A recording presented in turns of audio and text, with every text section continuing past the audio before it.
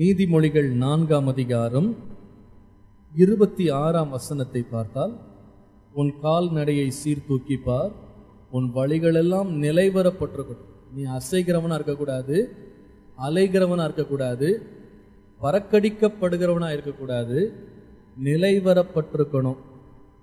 அஸ்திபாரமா நிலையா நிற்கணும். என் ஜனம் சமாதான தாபரங்களில் மாத்திரம் அல்ல, நிலையான வாசஸ்தலங்களில் அமைதியாய் தங்கும் இடங்களில் குடியிருக்கும். இந்த நிலையா இருப்பது ஒரு பெரிய பிளெஸ்ஸிங், ஒரு பெரிய ஆசீர்வாதம். நம்ம நிலைத்திருந்தாதான் கனி கொடுக்க முடியும்னு இயேசு சொன்னார். என்னில் நிலைச்சிருக்கணும். நீங்கள் சும்மா அப்படி எப்படி இருக்கக்கூடாது. நிலைச்சிருந்தீங்கன்னா கனி கொடுப்பீங்க. நிலைச்சிருந்தா பெருக முடியும், நிலைச்சிருந்தா வளர முடியும், நிலைச்சிருந்தா பேர் பெற்றிருக்க முடியும். நிலைத்திருப்பது ஒரு பெரிய ஆசீர்வாதம். அதை தேவனே செய்கிறார். நீங்கள் நீதிமொழிகள் 3ஆம் அதிகாரம் 19ஆம் வசனத்தை பார்ப்பீர்களானால், வானங்களை தேவன் நிலைவரப்படுத்துகிறார். He establishes the heavens. சங்கீதம் 119:90 பூமியை தேவன் நிலைவரப்படுத்துகிறார் என்று பார்க்கிறோம். Deuteronomy 32:6, உபாகமம் 32:6 பார்த்தா, தம்முடைய ஜனங்களை தேவன் நிலைவரப்படுத்துகிறார், அவர்களை ஸ்திரப்படுத்துகிறார். வானங்களை ஸ்திரப்படுத்துகிறவர், பூமியை ஸ்திரப்படுத்துகிறவர், நம்மையும் என்ன பண்ணுவார்? ஸ்திரப்படுத்துவார். அலைந்து திரிந்த இஸ்ரவேல் ஜனங்களை தேவன் ஒரு தேசத்தில் ஸ்திரப்படுத்தினார். அந்த தேவன் இன்றைக்கும் உயிரோடு இருக்கிறார். கடந்த வாரம் நான் பேசினேன், 7 areas in our life we should be established. தேவனுடைய ஆசீர்வாதம் நம்மையில் இருக்கிறதற்கு அடையாளமாக 7 பகுதிகளில் நாம் நிலைவரப்பட்டிருக்க வேண்டும், நாம் அசையாமல் நிலைத்திருக்க வேண்டும். Number 1, God establishes our designation. நம்முடைய வேலை ஸ்தலத்தில் நமக்கு இருக்கும் ஸ்தானங்களை தேவன் நிலைவரப்படுத்துகிறார். தாவீதின் சிங்காசனம் கர்த்தரால் நிலைவரப்பட்டது என்று நாம் கடந்த வாரம் தியானித்தோம். அநேக வேளை நாம் நம்முடைய வேலையில் செக்யூரிட்டி இல்லாமல் போயிடும். மனிதர்கள் நமக்கு நம்பிக்கை கொடுக்க மாட்டாங்க, நம்மை நிலைச்சிருக்க விட மாட்டாங்க, தொந்தரவு கொடுத்துட்டே இருப்பாங்க. அப்போ என்ன செய்யலாம்? நம்ம நல்ல கான்ஃபிடண்ட்டாக இருக்கணும்னு தெரியுமா? இந்த இடத்துல உட்கார வைத்தவர் ஆண்டவர், என்னை இந்த இடத்துல தொடர பண்ண போகிறதும் யார் தான்? ஆண்டவர் தான். உலகமே எதிர்த்து என்னை தூக்கி அப்ரூவ் பண்ணணும்னு நினச்சா கூட தேவன் பெர்மிஷன் கொடுக்காம என் மேலே கை வைக்க முடியாது. நம்புறீங்களா? அதை மொர்தெகாயை அவன் எப்படியாவது அந்த இடத்துலேருந்து அவனை தூக்கிடணும், அவனுடைய வம்சத்தையே காலி பண்ணணும்னு ஆமான் அதிகாரி, பெரிய ராஜ அதிகாரி திட்டம் போட்டான். கடைசியில் தூக்குனது யாருன்னா மொர்தெகாய் இல்லை, மொர்தெகாய் மேலே மேலே போயிட்டே இருந்தான். ஆமான் தான் தூக்கில் தூங்கினான். அவன் வாழ்க்கையே முடிந்து போனது. இது எத்தனையோ முறை நீங்கள் வேதத்தில் பல இடங்களை நீங்கள் வாசிக்கலாம். தேவன் ஒருவனை நிலைவரப்படுத்தி விடுவாரானால் அந்த வேலையை, அந்த ஸ்தானத்தை யாருமே தூக்க முடியாது. ஆண்டவர் அனுமதிக்காம. ஆரோன் ஆசாரியனாய் நின்றபோது கோராகின் புத்திரர் எழும்பி வந்தாங்க. நீங்கள் மட்டும்தான் என்ன ஆசாரியர்களா? நீங்கள் மட்டும்தான் விசேஷித்தமானவர்களா? உங்களுக்கு மட்டும்தான் வேத வசனம் தெரியுமா? எங்களுக்கும் தெரியும்னு நின்னாங்க. அவனை அப்ரூவ் பண்ணணும்னு நினச்சாங்க. பண்ண முடிஞ்சுதா? பண்ண முடியலையே. தேவன் நியமித்த ஆசாரியனை யாராலும் அப்ரூவ் பண்ண முடியலை. கடைசியில் எழுந்து அவனை அழிக்கணும்னு நினச்சவங்க, அவனை மேற்கொள்ளணும்னு நினச்சவங்கதெல்லாம் வேதம் சொல்லுகிறது, பூமி தன் வாயை பிளந்து அவர்களை விழுங்கி கொண்டதும். ரொம்ப பயங்கரம் பாருங்க. நாம் தைரியமாக இருக்கலாம் நம்ம ஜாப்ஸை பற்றி, நமக்கு இருக்கிற ஸ்தானங்களை பற்றி. இந்த பொசிஷனில் நம்மளை உட்கார வச்சது வேற யாரும் இல்லை. நம்ம படிப்பு இல்லை, நம்முடைய ஞானம் இல்லை, நம்முடைய அதிகாரி இல்லை, நம்முடைய கம்பெனி இல்லை. நல்லா கவனிங்க, எல்லா ராஜாக்களுக்கு மேலே ஒரு ராஜா இருக்கிறார். அல்லேலூயா. ராஜாக்களை தள்ளி ராஜாக்களை ஏற்படுத்துகிறவர் இருக்கிறார். அப்போ நாம் உட்கார்ற இடத்துல நம்ம தைரியமாக உட்காந்துருக்கலாம். ஆண்டவர் அனுமதிக்காம இந்த இடத்துல இருந்து எந்த மனுஷனும் என்ன பண்ண முடியாது? தூக்க முடியாது. He establishes our designation. இரண்டாவது, நீதிமொழிகள் 16:3, your thoughts will be established. God establishes our dreams. நம்முடைய தரிசனங்களை தேவன் நிலைவரப்படுத்துகிறார். யோசேப்பை பார்த்து சொன்னாங்க, இவன் சொப்பனக்காரன் வருகிறான், பாருங்கள் அவனை கொன்று போடுவோம், அவன் சொப்பனம் என்ன ஆகிறதுன்னு பார்ப்போம். நாங்கள் சொந்த சகோதரர்கள் 10 பேர், ஒரு பையன் எம்மாத்திரம் அவங்களுக்கு முன்னால கொலவெறி பிடிச்சவங்க, ஒன்று போடுற எழும்பி வந்தாங்க. 10 பேர் மெஜாரிட்டி எழும்பி வந்தது. ஆனால் தேவன் அவனுக்கு கொடுத்த தரிசனத்தை 10 பேர் என்னங்க 10,000 பேர் வந்தாலும் மாற்றவே முடியாது. தேவன் நமக்கு கொடுத்த தரிசனங்களை தேவனே நிலைவரப்படுத்துவார், அதை எஸ்டாப்ளிஷ் பண்ணுவார். நம்பர் 3, 40ஆம் சங்கீதம் 2ஆம் வசனத்தில், your goings will be established. உன் போக்கு வரவுகள் அஸ்திபாரப்படும், ஸ்திரப்படும். God establishes our destiny. எங்க போறோம், எதுக்காக போறோம், நாம போகிற நோக்கங்கள், நாம சேர வேண்டிய லக்குகளை தேவன் கொண்டு போய் சேர்த்து நம்மை நிலைவரப்படுத்துவார். சங்கீதம் 107ஆம் சங்கீதம் 24 முதல் நாம கவனிச்சோம். கப்பல் ஓட்டிகள் அவங்க கப்பல் பிரயாணம் பண்ணும்போது ஆண்டவர் காற்றுக்கும் கடலுக்கும் கட்டளை கொடுத்ததுனால மேலையும் கீழையும் அலை அடிச்சு தூக்கி போட்டுச்சான். கப்பல் மேலே எழும்பி கீழே விழுந்தது. வெறித்தவனை போல அந்த கப்பல் அடிக்கப்பட்டது. ஆனால் அவர்கள் விரும்பின துறைமுகத்திற்கு தேவன் அவர்களை கொண்டு போனார். God establishes my destiny. என்னுடைய முடிவை பற்றி நான் பயப்பட வேண்டிய அவசியமே இல்லை. கர்த்தருக்குள்ள நான் இருப்பேனானா என் முடிவை நிலைத்திருந்து முடிக்க வேண்டியவர் என் தேவனாகிய கர்த்தர். அல்லேலூயா. ஆண்டவர் அனுமதிக்காம நம்ம வாழ்க்கையை யாரும் முடிக்க முடியாதுங்க. எந்த காரியம் முடிக்க முடியாது. நாம் முடிய வேண்டிய முடிவுகள், நாம் சேர வேண்டிய லக்குகளை தேவன் எஸ்டாப்ளிஷ் பண்ணுகிறார். 4ஆவதாக சங்கீதம் 112:8, 112:8 அதில் வாஸ்தவம், your heart will be established. God establishes our dependence. நாம் நம்பிக்கொண்டிருக்கிற காரியங்களை எஸ்டாப்ளிஷ் பண்ணுகிறவர் நம்முடைய ஆண்டவர் தான். அநேக காரியங்கள் நம்பிக்கைக்கு விரோதமாக இருக்கும். நம்பினதற்கு நம்பிக்கைகள் எல்லாம் கைவிட்டுரும்.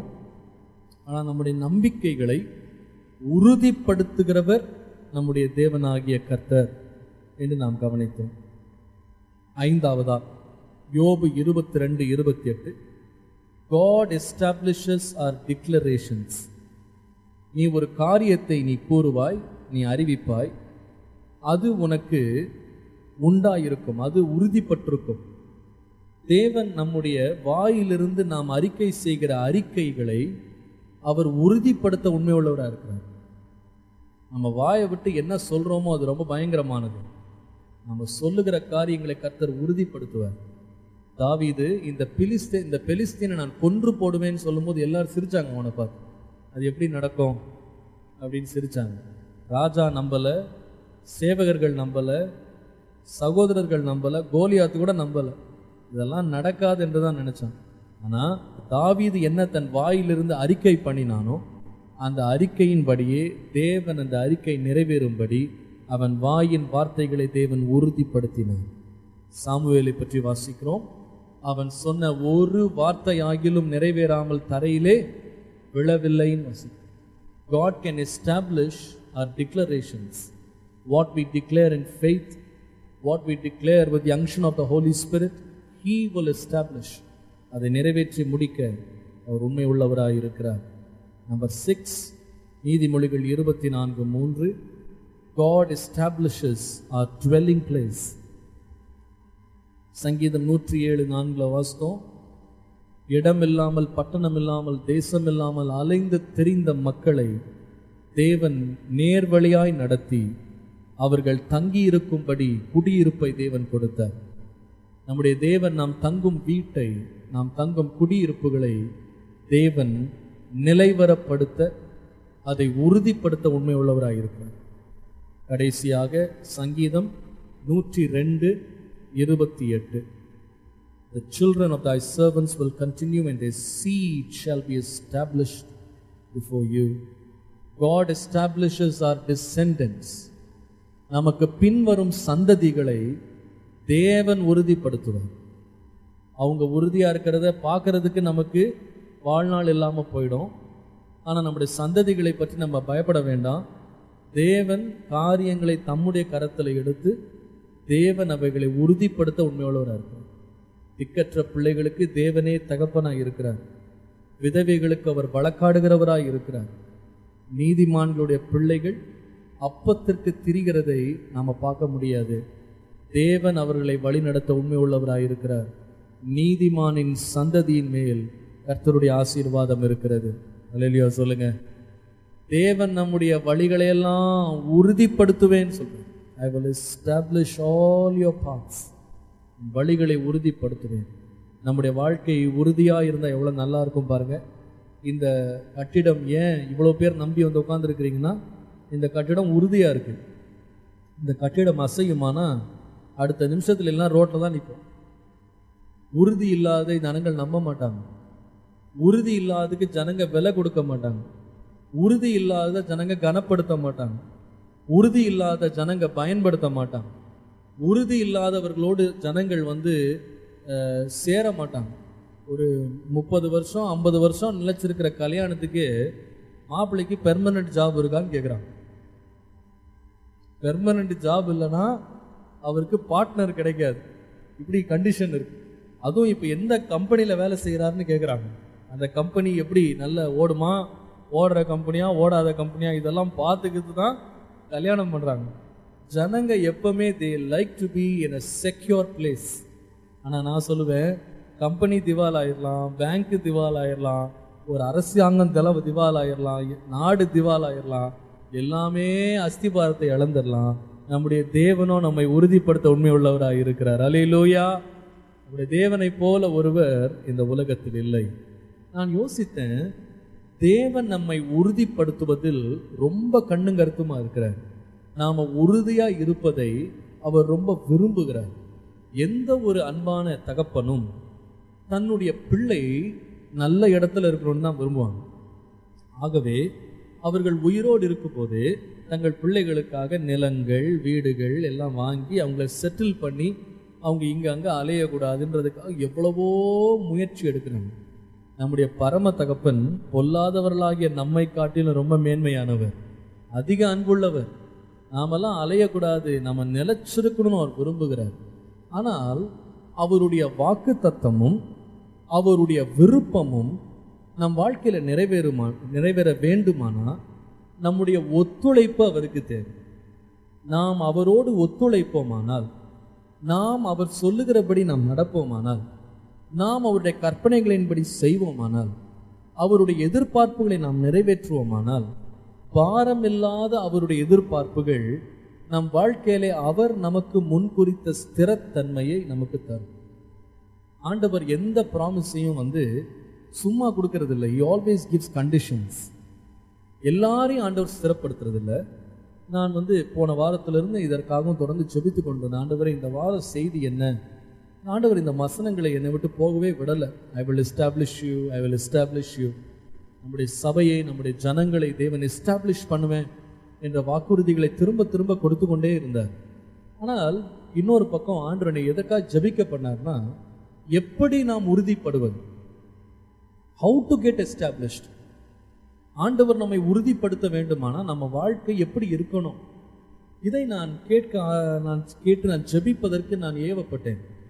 அப்போ என்னுடைய மனதில் உறுதிப்பட்ட ஒரு குடும்பத்தை கர்த்தர் எனக்கு கொண்டு வந்தார் என் மனசுல. எலிமெலேக் என்பவனுடைய குடும்பத்தில் 2 பிள்ளைகள், மக்லோன் செலியோன். 2 பேருக்கு பெத்லகேமில் ஆகாரம் இல்லாததுனால, பஞ்சம் வந்ததுனால மோவாப் தேசத்துக்கு போய் அங்கேயே செட்டில் ஆகி அங்கு உள்ள மோவாபிய பெண்கள் 2 பேர், ஓர்பால், ரூத், 2 பேரை தன்னுடைய பிள்ளைகளுக்கு திருமணம் செய்து திருமண வாழ்க்கை நடந்து கொண்டிருக்கிறது. 10 வருடம் திருமணம் ஆயிடுச்சு, பிள்ளைகள் இல்லை, திருமண வாழ்க்கை நடந்துட்டு இருக்கிற நேரம் திடீரென்று இந்த எலிமெலேக் மரித்து போகிறான். நகோமியினுடைய கணவன் மரித்து போகிறான். தொடர்ந்து அந்த சம்பவங்கள் எல்லாமே நெகட்டிவாக தான் நடக்குது. அப்பா இறந்து போறாரு, அடுத்தது முதல் பையன் இறக்குறான், 2வது பையன் செத்து போகிறான். வீட்டில் உள்ள 3 ஆண்களும் மரித்து போகிறாங்க. ஒரே வீட்டில் 3 விதவைகள் இருக்கிறாங்க. அதை போல ஒரு கண்ணீர் வேற எங்கேயும் இருக்க முடியாது. ஒரு அனாதைகளாக மாற்றப்படுகிறாங்க. வாழ்க்கையில் நம்பிக்கை இழந்து போகிறாங்க.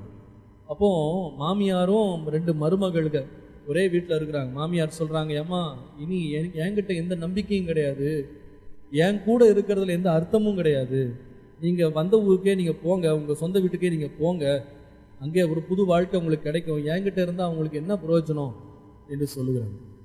2 பேருக்கு முன்னால் இந்த ப்ராப்ளம் இருக்கு. 2 பேருக்கு ஒரே ப்ராப்ளம், ரூத் ஓர்பாள். 2 பேருடைய வாழ்க்கைக்கும் அஸ்திபாரம் இல்லாமல் போச்சு. கணவன்மார் இல்லாமல் நாளைக்கு என்ன செய்கிறது, வாழ்க்கை எப்படி நடத்துறது, நம்முடைய வருங்காலம் என்ன என்பது கேள்விக்குரிய 2 பேருக்கு ஒரே நாளில் மாறுகிறது. கேள்வி 2 பேருக்கு வருகிறது. ஒருவர் ஒரு முடிவு எடுக்கிறார், இன்னொருவர் மாற்றி முடிவு எடுக்கிறார். ஆனால் ஒருவளுடைய முடிவு திருப்பி போயிடலாம் அப்படின்னு சொல்லி ஓர்பாளுடைய முடிவு, அவளுடைய கதை அதோட முடிஞ்சிருச்சு. பைபிளில் திரும்ப அவளை பற்றி நீங்கள் படிக்க முடியாது. ஆனால் ரூத்தை படிச்சிங்கன்னா அவள் தன் மாமியாரோடு இருக்கிறதுக்கு தீர்மானம் எடுத்து திரும்பவும் பெத்லகேமுக்கு போகிறாள். அவளுடைய முடிவை பற்றி வேதம் ரொம்ப அதிசயமாய் சொல்லுகிறது. நான் இதை படித்து ஆச்சரியப்பட்டேன். இந்த ரூத்தினுடைய அவல நிலைமையை கர்த்தர் எப்படி மாற்றி அவளை நிலைத்திருக்க பண்ணினார் என்று படிக்கும் போது உண்மையாகவே நான் மகிழ்ச்சி அடைந்தேன். ரூத்தின் புஸ்தகம் 4ஆம் அதிகாரம் 9ஆம் வசனத்தை நீங்கள் வாசிப்பீர்களானால், போவாஸ் மூப்பரையும் சகல ஜனங்களையும் நோக்கி, எலிமெலேக்கு இருந்த எல்லாவற்றையும் கிலியோனுக்கு மக்லோனுக்கும் இருந்த எல்லாவற்றையும் நகோமியின் கையில் வாங்கி கொண்டேன் என்பதற்கு இன்றைய தினம் நீங்கள் சாட்சி. இதுவும் அல்லாமல் மரித்தவனுடைய சகோதரருக்குள்ளும் ஊராருக்குள்ளும் அவருடைய பேர் அற்று போகாமல் மரித்தவனுடைய சுதந்திரத்திலே அவன் பேரை நிலைநிறுத்த நான் மக்லோனின் மனைவியாயிருந்த மோவாபிய ஸ்திரீயான ரூத்தை எனக்கு மனைவியாக கொண்டேன், அதற்கும் இன்றைய தினம் நீங்கள் சாட்சி என்றான். இந்த வசனத்தில் 2 வார்த்தைகளை நீங்க கவனிச்சு வாசித்து பாருங்க. 10ஆம் வசனத்தில் அவனுடைய பேர் அற்று போகாமல், பேர் அற்று போகாமல் அல்லது பேர் அழிஞ்சு போயிடாம இருக்க. இன்னொரு வார்த்தை, பேரை நிலைநிறுத்த, மரித்தவனுடைய பெயரை நிலைநிறுத்த. இந்த வார்த்தையை நீங்கள் அண்டர்லைன் பண்ணிக்கணும். 11ஆம் வசனத்தை கவனிங்க. நாங்கள் உன் வீட்டிலே வருகிற மனைவியை கர்த்தர் இஸ்ரவேல் வீட்டை கட்டுவித்த 2 பேராகிய ராகேலை போலவும் லேயாளை போலவும் வாழ்ந்திருக்க செய்வாராக. நீ எப்ராத்திலாய் பாக்கியவானாய் இருந்து பெத்லகேமிலே புகழ் பெற்றிருக்க கடவாய். 14ஆம் வசனம், ஸ்திரீகள் நகோமியை பார்த்து, சுதந்திரவாளி அற்று போகாதபடிக்கு இன்று கர்த்தர் உனக்கு தயை செய்த கர்த்தருக்கு ஸ்தோத்திரம் என்று சொன்னார். நான் சொல்ற வார்த்தைகளை கொஞ்சம் கவனிச்சு அண்டர்லைன் பண்ணிக்கிடுங்க.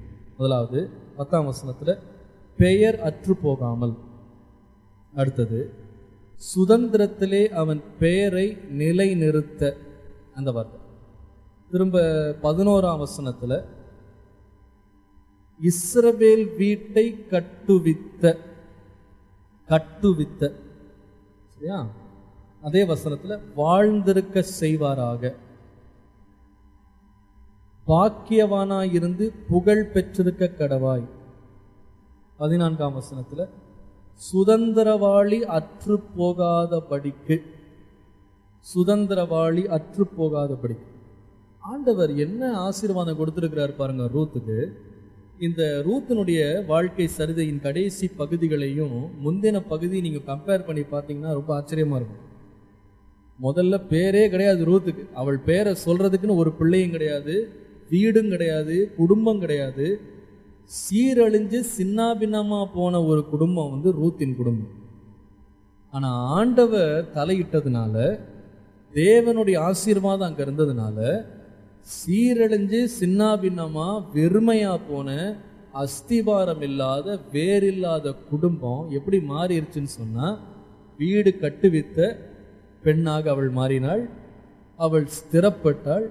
அவள் வீடு நிலைத்திருக்கிறது, அவளுடைய பெயர் நிலைத்திருக்கிறது, புகழ் பெற்றவளாயிருந்தாள், பாக்கியவதியாயிருந்தாள், பெயர் அற்றுப்போகாதபடி நிலைத்திருந்தாள். இன்னும் சொல்ல போனா தாவீதுக்கு பாட்டியா மாறிட்டான். அல்லேலூயா. நம்ம வாழ்க்கையில பாருங்க, தேவன் இறங்கி கிரியை செய்வாரானா, இடம் இல்லாத, அஸ்திபாரம் இல்லாத, வேர் இல்லாத, எந்த பிடிமானம் இல்லாத இடத்துல தேவன் நம்மை நிலைப்படுத்த தேவன் உண்மை உள்ளவராக இருக்கிறாரா இல்லையா? நல்லா இல்லையா சொல்லுங்களேன். ஆச்சரியமான காரியம். அது ரூத்துக்கு மாத்திரம் இல்ல, 6 லட்சம் புருஷர் 430 வருஷம் அடிமைத்தனத்திலிருந்து எகிப்திலிருந்து கிளம்புறாங்க. 6 lakh men. இந்த 6 லட்சம் பேருடைய சந்ததிகளுக்கு தேவன் வீட்டை உண்டாக்கி கொடுத்தாரு. இந்த மாதிரி ஹவுசிங் பிளான் எந்த கண்ட்ரியில போட்டிருக்காங்க எனக்கு தெரியல. எந்த தேசத்துல இந்த மாதிரி குடியிருப்பு வசதி செஞ்சு கொடுத்தாங்களோ தெரியல. கட்டாத வீடு நட்டாத தோட்டம் வேறையும். இன்னைக்கெல்லாம் ஃப்ளாட்டுன்னு போட்டு கொடுத்துட்றாங்க. ஒரே லிஃப்ட்ல 20 மாடிக்கு ஒருத்தன் மேல ஒருத்தன் தான் உட்காந்துருக்கும். எங்க யாரை காலி பண்ண சொல்றது? வீடெல்லாம் மாத்தலாம் முடியாது, வீடை விற்க முடியாது, நிலத்தை வாங்க முடியாது, விற்க முடியாது. எல்லாருக்கும் பொது சொத்து மாதிரி உட்காந்துருக்கணும். 20 பேரும் ஒரே இடத்துல இது என்னதான் சொல்லிட்டு உட்காந்துருக்கணும். ஆண்டர் அப்படி கொடுக்கல. கட்டாத வீடு நட்டாத தோட்டமா? ஒருத்தர் 2 பேருக்கு இல்ல, 6 லட்சம் பேருடைய சந்ததிகளை ஆண்டர் செட்டில் பண்ணார். எப்படி? சின்ன தெரு, சின்ன கிராமம், ஊரு, பட்டணம்லாம் இல்லை, தேசத்தையே அவர்களுக்கு கொடுத்தார். அவங்களை உட்கார வச்சார் அந்த இடத்துல. இவங்கெல்லாம் யாருன்னா, வீடு வாசல் இல்லாதவங்க, நாடோடிகளா இருந்தவங்க, தங்களையே பரதேசிகள்னு சொல்லிக்கிட்டவங்க. அவர்களை தேவன் நிலைப்படுத்த முடியுமானா, நம்மளெல்லாம் ஆண்டர் படுத்த முடியுமா முடியாதா? நீங்க சொல்லுங்க பாப்போம். படுத்துவாருன்னு சொல்றாங்க. அல்லேலூயா சொல்லுங்க பாப்போம். படுத்துவாருங்க. நம்மளை நிலைப்படுத்த தேவன் உண்மை உள்ளவராக இருக்கிறார். ரூத்தின் வாழ்க்கை நமக்கு ஒரு பெரிய உதாரணம்.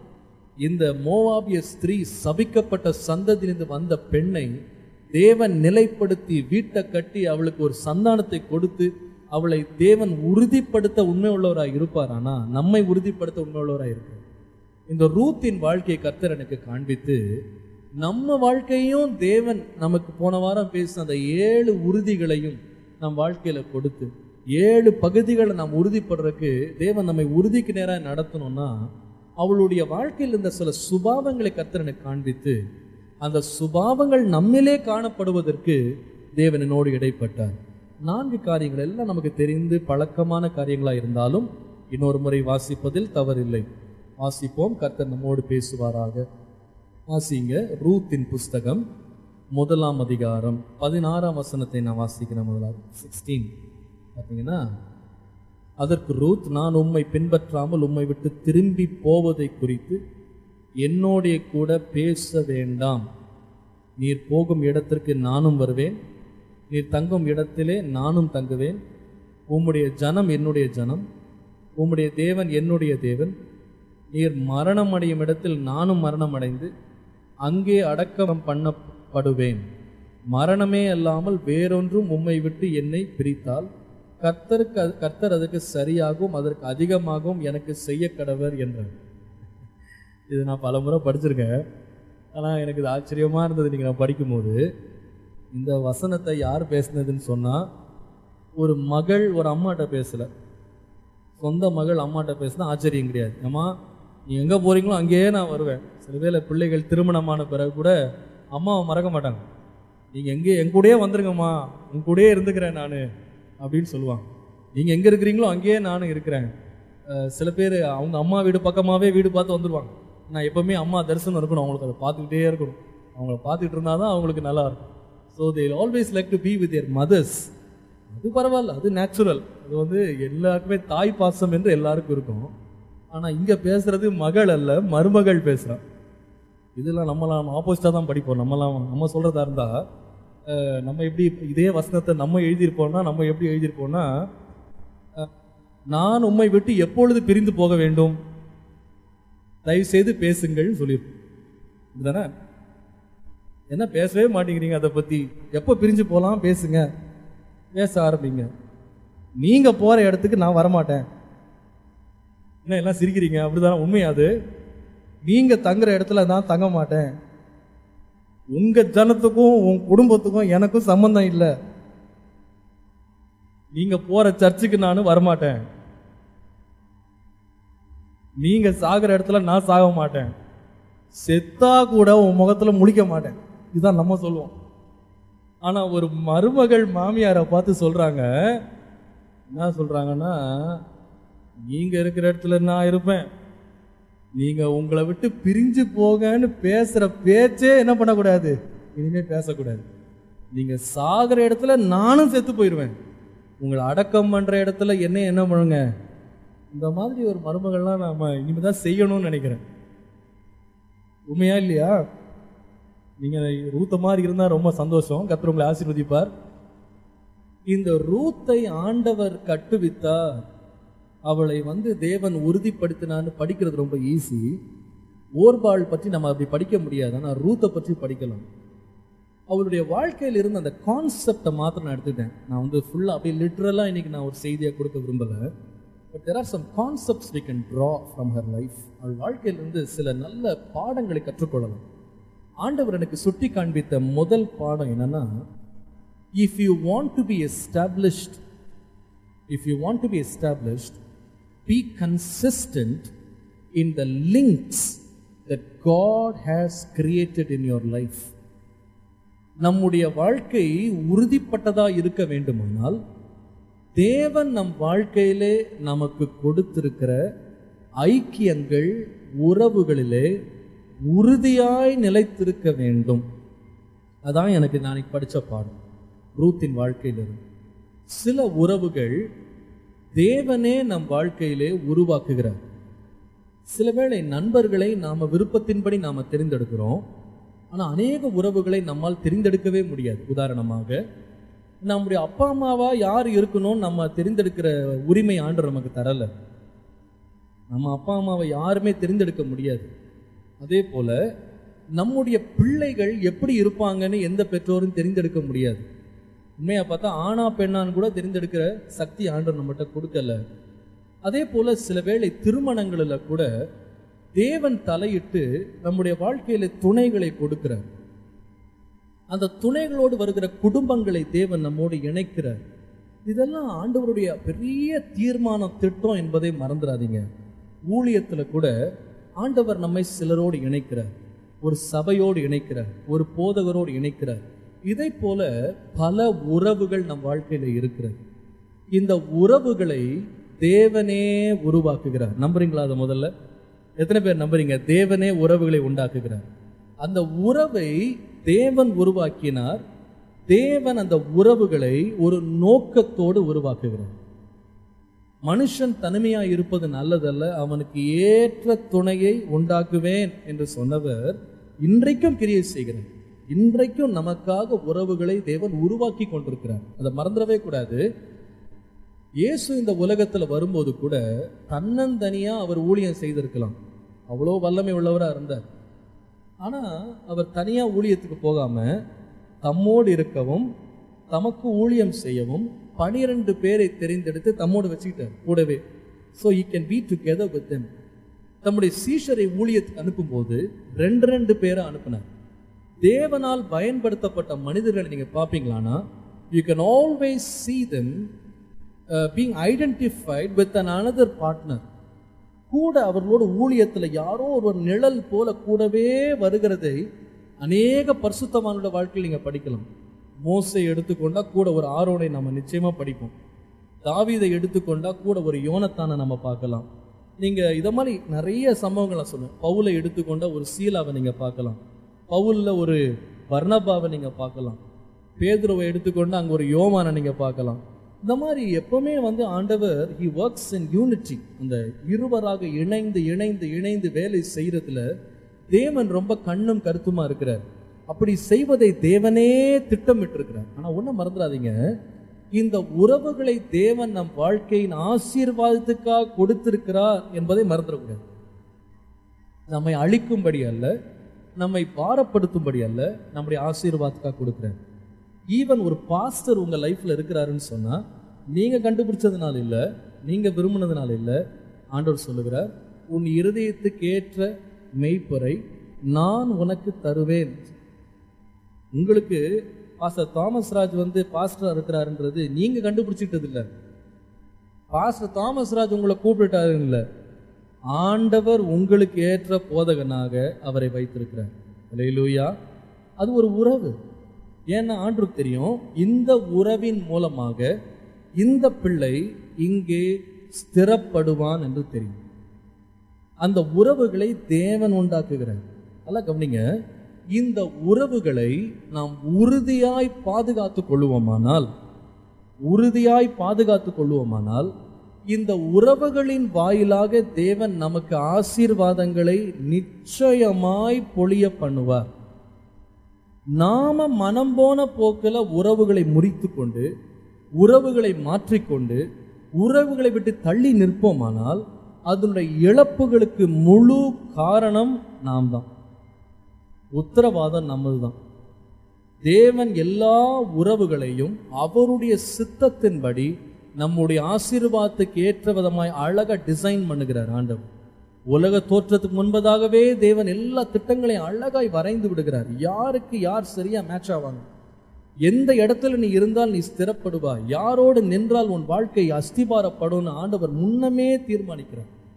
தேவன் ஒரு காரியத்தை இணைத்திருப்பார், ஆனால் மனுஷன் அதை என்ன பண்ணக்கூடாது, பிரிக்கக்கூடாது. பிரிப்பானால் அதனால் வருகிற பாதகங்களை அவன்தான் தன் வாழ்க்கையில் அனுபவிக்கணும்.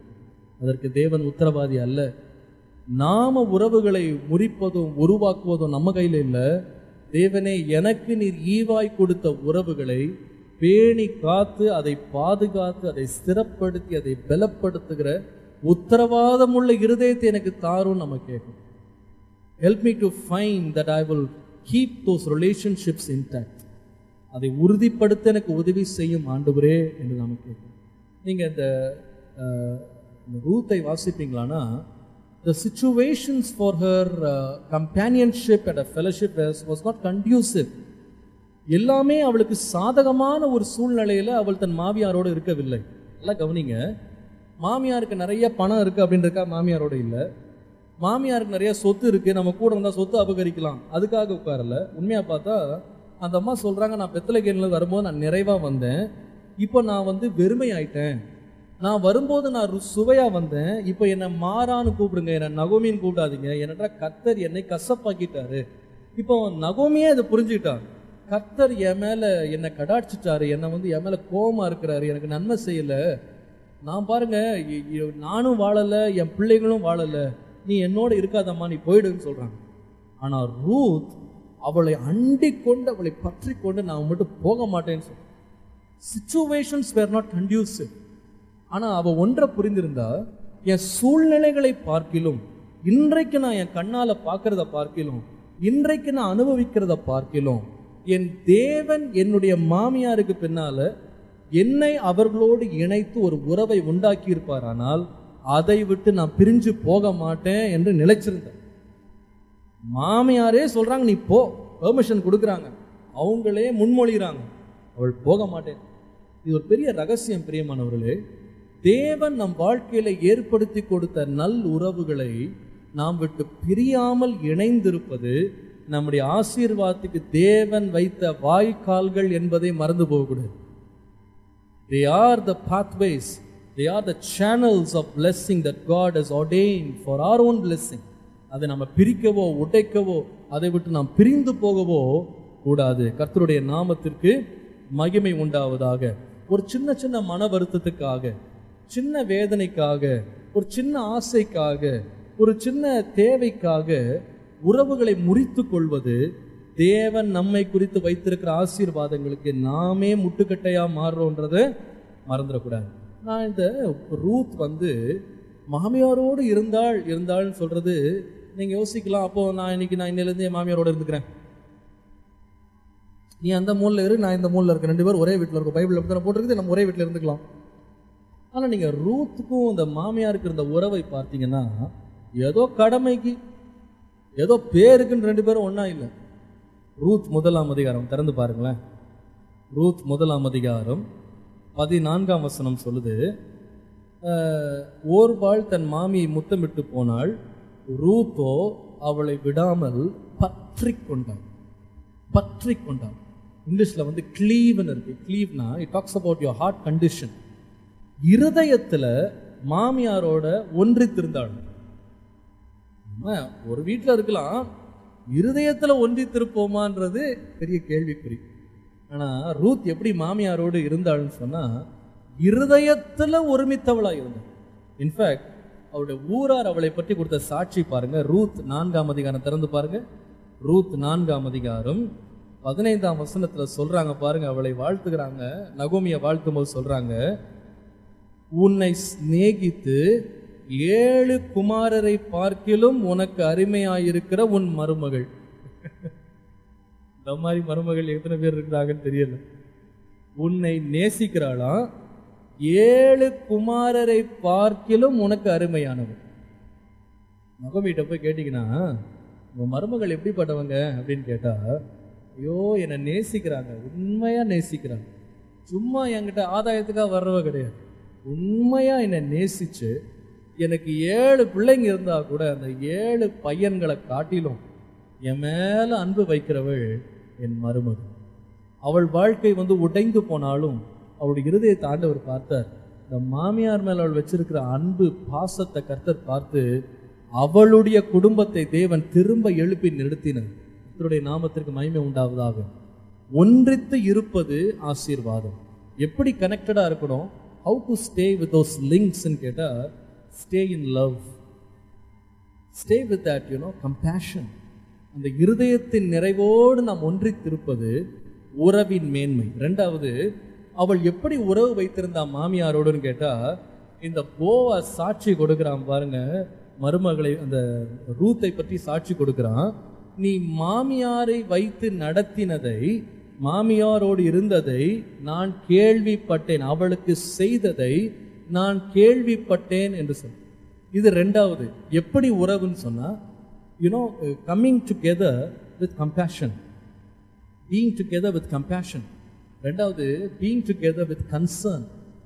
அந்த ஒரு கரிசனை பாருங்களேன். இந்த மாமியார் மேல அவ்வளோ கரிசனை உள்ளவளாய் அவள் இருந்தாள். எப்படின்னா போட்டோம் இல்லை, மாமியாருக்கு உதவி செய்கிறவளாய், கூட இருக்கிறவளாய், ஒத்தாசையாய் எல்லா உதவியும் செய்து அந்த அம்மாவை பராமரிக்கிறவளாய் இருந்தாள். பராமரிப்பை கொடுத்து அவளை கவனித்து கொண்டாள். டெய்லி வேலைக்கு போய் சம்பாதித்து கொடுத்து மாமியாரை வாழ வைத்தாள் அந்த பெண். கர்த்தர் அவள் வீட்டை ஸ்திரப்படுத்தினார். பிரியமானவர்களே, மூன்றாவது நீங்க படிச்சீங்கன்னா எவ்வளவு தூரம் அவளுடைய உறவு ஆழமா இருந்துச்சுன்னு பார்த்தீங்கன்னா, ரூத் 3ஆம் அதிகாரம் 5ஆம் வசனத்தை பார்த்தால், நீர் எனக்கு சொன்னபடியெல்லாம் செய்வேன் என்றாள். She received counsel. அந்த உறவை பேருக்கென்று வைக்காம மாமியாருடைய ஆலோசனைகளை தட்டாமல் கேட்டு செய்தவள் ரூத். நான் உங்களுக்கு சொல்றேன் அருமையானவர்களே, நான் சொல்றது கொஞ்சம் கடினமா இருந்தாலும் கர்த்தருடைய வசனத்தை ஏற்றுக்கொள்ளுங்க. தேவன் உங்கள் வாழ்க்கையில அனுமதிக்கிற உறவுகளை நீங்க சாதாரணமா நினைச்சிடாதீங்க. இன்றைக்கு அது கடினமா இருந்தாலும் உங்க உறவுகள் தான் உங்க வாழ்க்கைக்கு தேவன் வைத்த ஆசீர்வாதத்தின் வாய்க்கால்கள்ன்றத மறந்துடாதீங்க. நான் நினைக்கிறேன், இந்த ரூத் இந்த மாமியாரை பார்த்து நான் உங்களோட இருக்கிறேன், உங்களோட தங்கி இருக்கிறேன், உங்களோட சாகுறேன் இப்படிலாம் சொல்லும்போது, தமிழில் ஒரு பழமொழி சொல்லுவாங்க, யாரோ ஆதாயம் இல்லாமல் ஆத்தோட போக மாட்டாங்கன்னு சொல்லுவாங்க. எல்லாமே கணக்காக தான் இன்றைக்கெலாம் செய்கிறாங்க. போடும்போதே ஒரு கணக்கு போடுறாங்க. சரி, இதெல்லாம் அப்படி போட்டால் இப்படி செஞ்சால் எது நம்ம பக்கம் சாயும், எது திரும்பும், இதெல்லாம் எதிர்பார்த்தா செய்கிறாங்க. ஆனால் ரூத்தை பார்த்தா எதிர்பார்க்கறதுக்கு ஒன்றுமே இல்லை. மாமியார் என்கிட்டலாம் நம்பிக்கையே கிடையாது, என்கிட்டலாம் ஏன் இருக்கிறீங்கன்னு சொல்லி மாமியாரே நம்பிக்கை இழந்து போய் நிற்கிறான். ஆனால் அந்த நேரத்தில் ரூத் உன்னுடைய தேவன் என்னுடைய தேவன், உன்னுடைய ஜனம் என்னுடைய ஜனம், உண்மை விட்டு நான் போக மாட்டேன். நின்ன காரணம் என்னன்னா, இந்த உறவை நான் அல்ல தேவனே உண்டாக்கினார், இதை மரணம் கூட பிரிக்க நான் விட மாட்டேன், அவங்களோடையே இருப்பேன்னு உட்காந்துருந்தேன். நல்ல காலத்தில் இல்லைங்க, கஷ்ட காலங்களில் உட்கார்ந்துருந்தா. உங்களுக்கு நான் சொல்லட்டுமா, கஷ்ட காலத்தில், துன்பத்தின் நேரத்தில், எளிமையின் நேரத்தில், அவமானத்தின் நேரத்தில் தன் மாமியாரோடு தேவன் உண்டாக்கின உறவுகள் அவள் நிலைச்சிருந்ததுனால பாருங்க, ஒரு காலம் மாமியார் அவளை எப்படி பேசினாங்கன்னு சொன்னா, ஏன் என்கிட்ட இருக்கிற, என்கிட்ட இருந்து உனக்கு என்ன நன்மை, நீ திரும்ப உன் தேசத்துக்கு போ. இன்னும் சொல்றாங்க, உன் தேவர்களிடத்துல நீ திரும்பி போ. அது ஒரு மாதிரி வார்த்தை தான். யூதர்கள் அதை சொல்றது சாதாரணமா சொல்ல மாட்டாங்க. எப்படி சொல்லுவாங்கன்னா, நான் உன்னை போய் கட்டினேன் பாரு, எங்க பிள்ளைங்களை நீ கட்டி என்ன என் பிள்ளைங்க வாழ்ந்தாங்க, உன் தேவர்களுடைய சாபம் தான் என் மேல வந்திருக்கு, உன் தேவர்கள் இடத்துக்கே நீ திருப்பி போ, நீ வேணாம், எனக்கு நீ வேணாம், நீ திருப்பி உன் வீட்டுக்கே போ. அம்மா அப்படியே உதாசீனப்படுத்தி அசட்டை பண்ணி அந்த பிள்ளையை துரத்துறாங்க. ஆனா பாருங்க, ரூத் அவளிடத்துல பொறுமையா இருந்து மனதார நேசித்து கரிசனையோடு அந்த அம்மாவை கவனிச்சு, நான் சொல்லுவேன், அந்த அம்மா கொடுத்த ஆலோசனையெல்லாம் கேட்டு, வயசான அம்மா கொடுக்குற ஆலோசனைய அனுபவசாலியான ரூத் கேட்டு ஆலோசனை கேட்டு நடந்தாங்க. முடிவை பார்த்தீங்கன்னா பாருங்க, எந்த அம்மா என்னிடத்துல இருந்து ஒரு நன்மை உனக்கு வராது அப்படின்னு எந்த மாமியார் சொன்னாங்களோ, அதே மாமியார் பின்னால சொல்றாங்க, உன்னுடைய சுக வாழ்வை நான் தேடாம இருப்பேனா? உனக்கு வாழ்வை நான் தேடாம இருப்பேனா? உனக்கு நன்மை நான் தேடுவேன் அப்படின்னு சொன்னாங்க. இந்த ரூத்துக்கு எவ்வளோ பொறுமை இருந்திருந்தா அத்தனை வருஷம் அந்த அம்மாட்ட உட்காந்து, ஆண்டவர் இந்த அம்மா மூலமா எனக்கு ஆசீர்வாதம் கொடுப்பார் நம்பிக்கைக்கு ஏதுவே இல்லாத போது எல்லா பாடையும் சகிச்சு எல்லா வேதனையும் சகிச்சுட்டு அவமானத்தை சகிச்சுட்டு அந்த அம்மாவோட உட்கார்ந்துருப்பான்னு சொன்னா அவளுடைய இருதயம் எப்படி இருந்திருக்கும்னு யோசித்து பாருங்க. அந்த அம்மா சொல்றாங்க, என் பேரையே மாத்திட்டம்மா, நான் நகோமி கிடையாது, நான் மாறா. இந்த ஊருக்கு போனா எல்லாரும் என்ன நகோமின்னு கூப்பிடாதீங்க, அவளே அவமானத்தோட போறா. அவமானம் சுமந்த அந்த தாயாரோடு நான் கூடவே போவேன்னு தன்னந்தனியா பிரயாணம் போனாங்க. ரூத் கூட ஓர்பாள் வரல, தன்னந்தனியா போனாங்க. ஆனா பாருங்க, தேவன் அவளை அவமானத்துல இருக்க விடல, அவளை தனியா இருக்க விடல, குறைவுல இருக்க விடல, அந்த அந்த அந்த ஒரு வெறுமையில இருக்க விடல. அதே உறவின் மூலமாக தேவன் ஒரு ஆசீர்வாதத்தை அவளுக்கு கொடுத்து அவளை நிலைப்படுத்தினார். அல்லேலூயா. உங்களுக்கு நான் சொல்றேங்க, உங்க வாழ்க்கையில தேவன் உங்களுக்கு கொடுத்த நல்ல உறவுகளை உடைக்காதீங்க. உங்க வாழ்க்கையில நல்ல உறவுகளை நீங்கள் அசட்டை பண்ணாதீங்க. உங்கள் பெற்றோரோடு இருக்கிற உறவுகளை சீர்படுத்துங்க, பிள்ளைகளோடு இருக்கிற உறவுகளை சீர்படுத்துங்க. மன கசப்புகளை வைத்துக்கொண்டு தேவன் நமக்கு கொண்டு வருகிற ஆசீர்வாதங்களை தடை பண்ணாதீங்க. ஒருவேளை இன்றைக்கு நமக்கு விரோதமா இருக்கிறவங்க நாளைக்கு நம்ம பட்சத்துல வருவாங்க. இன்றைக்கு நம்முடைய ஆசீர்வாதத்தை விரோதிக்கிறவங்க நாளைக்கு நமக்கு ஆசீர்வாதத்தின் பலகணிகளாய் மாறுவாங்க. அல்லேலூயா. ஆனா நாம் அந்த இடத்தை விட்டு போகக்கூடாது, அந்த இடத்துல நிலைத்திருப்போம். ஆனா இன்றைக்கு நம்மளை சபிக்கிறவங்களை தேவன் நம்மை ஆசீர்வதிக்கிற வாய்க்கால்களாய் மாற்றுவார். நம்முடைய தேவன் உண்மை உள்ளவர். இந்த ரூத்தினுடைய வாழ்க்கையில ஓர்பாளை போல் அல்ல, தேவன் உருவாக்கின உறவுகளில் நான் கடைசி வரைக்கும் நிலைத்திருப்பேன், கடைசி வரைக்கும் நான் நிலைச்சிருப்பேன், நான் விட்டு பிரிய மாட்டேன் என்று.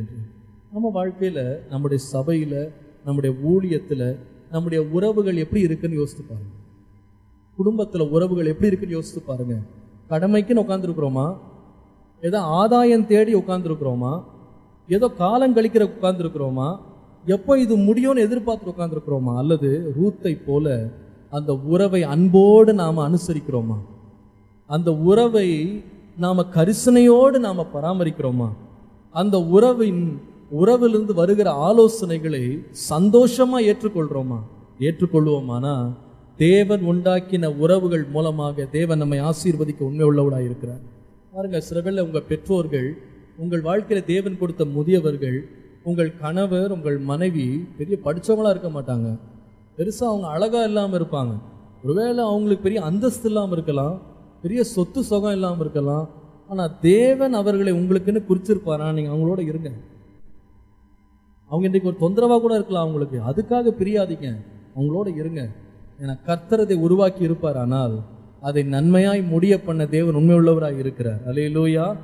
எஸ்தருடைய வாழ்க்கையை பார்ப்பீங்களானா, இளமையும் அழகும் நிறைந்த எஸ்தர் மோர்தெகாய்க்கு எல்லா வார்த்தைக்கும் கீழ்ப்படிந்தவளாய் உட்கார்ந்திருந்தார். அவன் என்ன சொன்னானோ அப்படியே செய்தான். ஆனால் மோர்தெகாய் எங்கே உட்கார்ந்துருந்தானா, ராஜாவுடைய அரண்மனையின் வாசல்ல தான் அங்கே உட்கார்ந்துருந்தான். அதற்காக இந்த பிள்ளை அவனை அசட்டை பண்ணலை. கர்த்தர் எனக்கு கொடுத்த உறவு அது, அந்த உறவுக்கு நான் மதிப்பு கொடுப்பேன்னு சொல்லி மரியாதையாக அவனை நடத்தி கொண்டிருந்தான். அவன் சொன்னபடியெல்லாம் செய்கிறான். அந்த அரண்மனைக்கு போனா அங்கே அங்கே அங்கே ஏகான் அவளுக்கு கொடுத்த எல்லாவற்றை தவிர வேற ஒன்றை அவள் தொடலையே. அந்த தேவன் என்ன நமக்கு வைக்கிறாரோ அதில் நாம் அடங்கி இருப்போம், அமைதியாக இருப்போம். முடிவை பார்த்தீங்கன்னா ராஜஸ்திரியாய் முடிசூட்டப்பட்டாங்க. 120 தேசத்திலேருந்து பெண்கள் வந்தாங்க, 120 தேசத்திலேருந்து அழகிய பெண்கள் கூட்டு வரப்பட்டாங்க. ஆனால் ஒருத்தரை கூட ராஜா சூஸ் பண்ணலை. இந்த எளிமையான எஸ்தரை தேவன் தெரிந்தெடுத்து அவளை முடிசூட்டினார். நான் சொல்கிறேன், நீங்கள் சிறுமைப்பட்டிருக்கலாம், இன்றைக்கு வேதனையில் உட்கார்ந்துருக்கலாம், உங்கள் உறவுகள் உங்களுக்கு கசப்பை கொடுக்கலாம், உங்கள் உறவுகள் உங்களுக்கு வேதனை கொடுக்கலாம். தேவன் அந்த உறவை உங்கள் வாழ்க்கையில் அனுமதித்திருப்பார். ஆனால் கஷ்டமோ நஷ்டமோ லாபமோ அது நஷ்டமோ துன்பமோ தொல்லையோ, நீங்க இருந்து பாருங்க. நான் சொல்லுவேன், இன்றைக்கு ஒரு குறுகிய கால இன்பத்திற்காக, குறுகிய கால சந்தோஷத்திற்காக உறவுகளை விட்டு பிரியும் போது நீண்ட காலத்தில் தேவன் வைத்திருக்கும் ஆசீர்வாதங்களை நாம் இழந்து போவதற்கு அது காரணமாயிருக்கும். ஆண்டவர் நமக்கு தீமை செய்ய மாட்டார். எத்தனை பேர் நம்புறீங்க? அதை தீமை செய்ய மாட்டாருங்க. நிச்சயமா தீமை செய்ய மாட்டார். நாம தீமை அனுமதிக்கவும் கூடாது. நம்ம வாழ்க்கையில் தேவன் நமக்கு கொடுத்த உறவுகளில் நாம் சமாதானத்தோடும் சந்தோஷத்தோடும் பிரச்சனைகளை பெரிதுபடுத்தாமல், நாம் தேவன் கொடுத்த உறவுகளின் பின்னணியில தேவன் என்ன செய்ய விரும்புகிறார் என்பதை நாம் நோக்கி பார்க்கிறவர்களாய் இருப்போம். ஆனால் நான் சொல்லுவேன், இன்றைக்கு தொந்தரவாய் தொல்லையாய் பாரமாய் தெரிகிற உறவுகள் வாயிலாகவே தேவன் தம்முடைய ஆசீர்வாதத்தை நமக்கு கொடுக்க தேவன் வழி அமைத்திருப்பார். உண்மையா இல்லையா? நாம் அறியாத பாதைகளை நம்மை நடத்துவார். தெரியாத பாதைகளில் தேவன் நம்மை நடத்துவார். சிலவேளை அக்கிரமக்காரனுக்கு நீதிமானுக்காக சேர்த்து வைக்கும் தொல்லையை தேவன் அவனுக்கு கொடுத்திருக்கிறார். இவன் நம்ம கூட அவன் சேர்ந்திருக்கிறானே அப்படின்னு யோசிக்கிறீங்களா? அந்த அக்கிரமக்காரனுக்கு ஆண்டவர் ஏன் உன் வாழ்க்கையில கொண்டு வந்தாருன்னு சொன்னா, உனக்கு சேர்த்து வைக்கிறதுக்கு ஆண்டவர் அவனை வச்சிருக்கிறார். அப்பாடி அவனை வச்சுக்கோ, இருக்கட்டும், அவன் இருக்கிற இடத்துல இருக்கட்டும். அவன் மூலமாய் உனக்கு ஒரு ஆசீர்வாதம் வரும். உனக்கே தெரியாது, உங்களுக்கே தெரியாது. நீங்க எதிர்பாராத திசையிலிருந்து ஒரு ஆசீர்வாதம் வரும். ரூத் எதிர்பார்க்கவே இல்லை, இந்த அம்மா மூலமா ஒரு வாழ்வு கிடைக்கும். ஆனா அவளை வாழ்ந்திருக்க செய்து பெயர் பெற்றவளாகி வீட்டை கட்டினார் நம்முடைய தேவன். ரூத்தினுடைய வாழ்க்கையில முதல் பாடம் என்னன்னா, be consistent in the links God has created. தேவன் உருவாக்கின உறவுகளில் நீங்க உறுதியா இருங்க, உறுதியா இருங்க. அதிலிருந்து நீங்க பிசகாதீங்க, அதிலிருந்து தவறாதீங்க, அதிலிருந்து வழி தப்பாதீங்க, உங்கள் சொந்த மனம் போன போக்குல நடக்காதீங்க. தேவன் அதை உருவாக்கி இருப்பார், ஆனால் தேவன் முன்மொழிந்திருப்பார், ஆனால் முடிவு வரைக்கும் நடத்த தேவன் உண்மை உள்ளவராய் இருக்கிறார். அல்லேலூயா, அல்லேலூயா. தேவன் உண்மை உள்ளவராய் இருக்கிறாருங்க, உண்மை உள்ளவராய் இருக்கிறார். உங்களுக்கு தெரியவே தெரியாது நாளை என்ன நடக்கும்னு, உங்களுக்கு தெரியாது. இன்றைக்கு அலங்கோலமா இருக்கிற காரியங்களை தேவன் நாளைக்கு அழகுள்ளதாய் அதிசயமாய் அற்புதமாய் நடத்தி முடிக்க தேவன் உண்மை உள்ளவராய் இருக்கிறார். நான் இதை பல முறை நான் பார்த்திருக்கிறேன். சில வேளையில நம்பிக்கையே இல்லாத உறவுகளிலே கூட தேவன் சில வேளை பல ஆண்டுகள் கழித்து தேவன் துளிர்விட செய்திருக்கிறார் காரியங்களை. நம்முடைய வாழ்க்கையிலே தேவன் நம்மை வைத்த இடங்களில் நாம் இருப்போம், ஆனால் தேவன் நம்மை உயர்த்த உண்மை உள்ளவராய் இருக்கிறார். நம்முடைய உறவுகளை சீர் செய்ய தேவன் நமக்கு கிருபை தருவாராக. இரண்டாவது, ரூத்தினுடைய வாழ்க்கையிலே தேவனை காண்பித்த ஒரு நல்ல சுபாவம் அவளுடைய வாழ்க்கையிலே, அவள் ஸ்திரப்படுவதற்கு ஏற்ற விதமாய் அவளை மேலே தூக்கின இன்னொரு சுபாவம். ரூத் 2ஆம் அதிகாரம் 2ஆம் வசனம். மோவாபிய ஸ்திரீயாகிய ரூத் என்பவள் நகோமியை பார்த்து, நான் வயல்வெளிக்கு போய் யாருடைய கண்களில் எனக்கு தயை கிடைக்குமோ அவர் பிறகே கதிர்களை பொறுக்கி கொண்டு வருகிறேன் என்றாள். அதற்கு இவள், என் மகளே போ என்றாள். கவனிங்க, முதலாவது நான் சொன்னேன், தேவன் வைத்த கொடுத்த உறவுகளை நாம் உறுதிப்படுத்தும் போது தேவன் நம்ம என்ன பண்ணுவார்? நம்ம வாழ்க்கையை உறுதிப்படுத்துவார். நம்ம வாழ்க்கையை உடைந்து போன சுவர்களை கூட உறுதிப்படுத்திடுவார் ஆண்டவர்.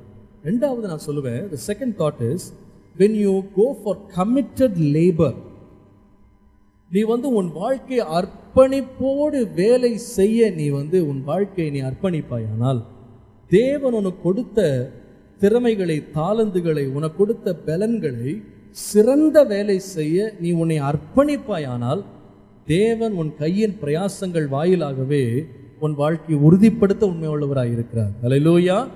ரூத் இந்த பெத்லெகேமுக்கு வந்த உடனே ஒரு வித்தியாசமான ஒரு வேலையை செய்கிறாள் பாருங்க. அதுக்கு முன்னால் அப்படி செய்துதான் நீங்க வாசிக்க முடியாது. ஆனா பெத்லெகேமுக்கு வந்த உடனே மாமியாரோடு தனியா வந்திருக்கிறா. இப்போ வருமானம் எதுவும் கிடையாது, சாப்பாட்டுக்கு வழி இல்லை.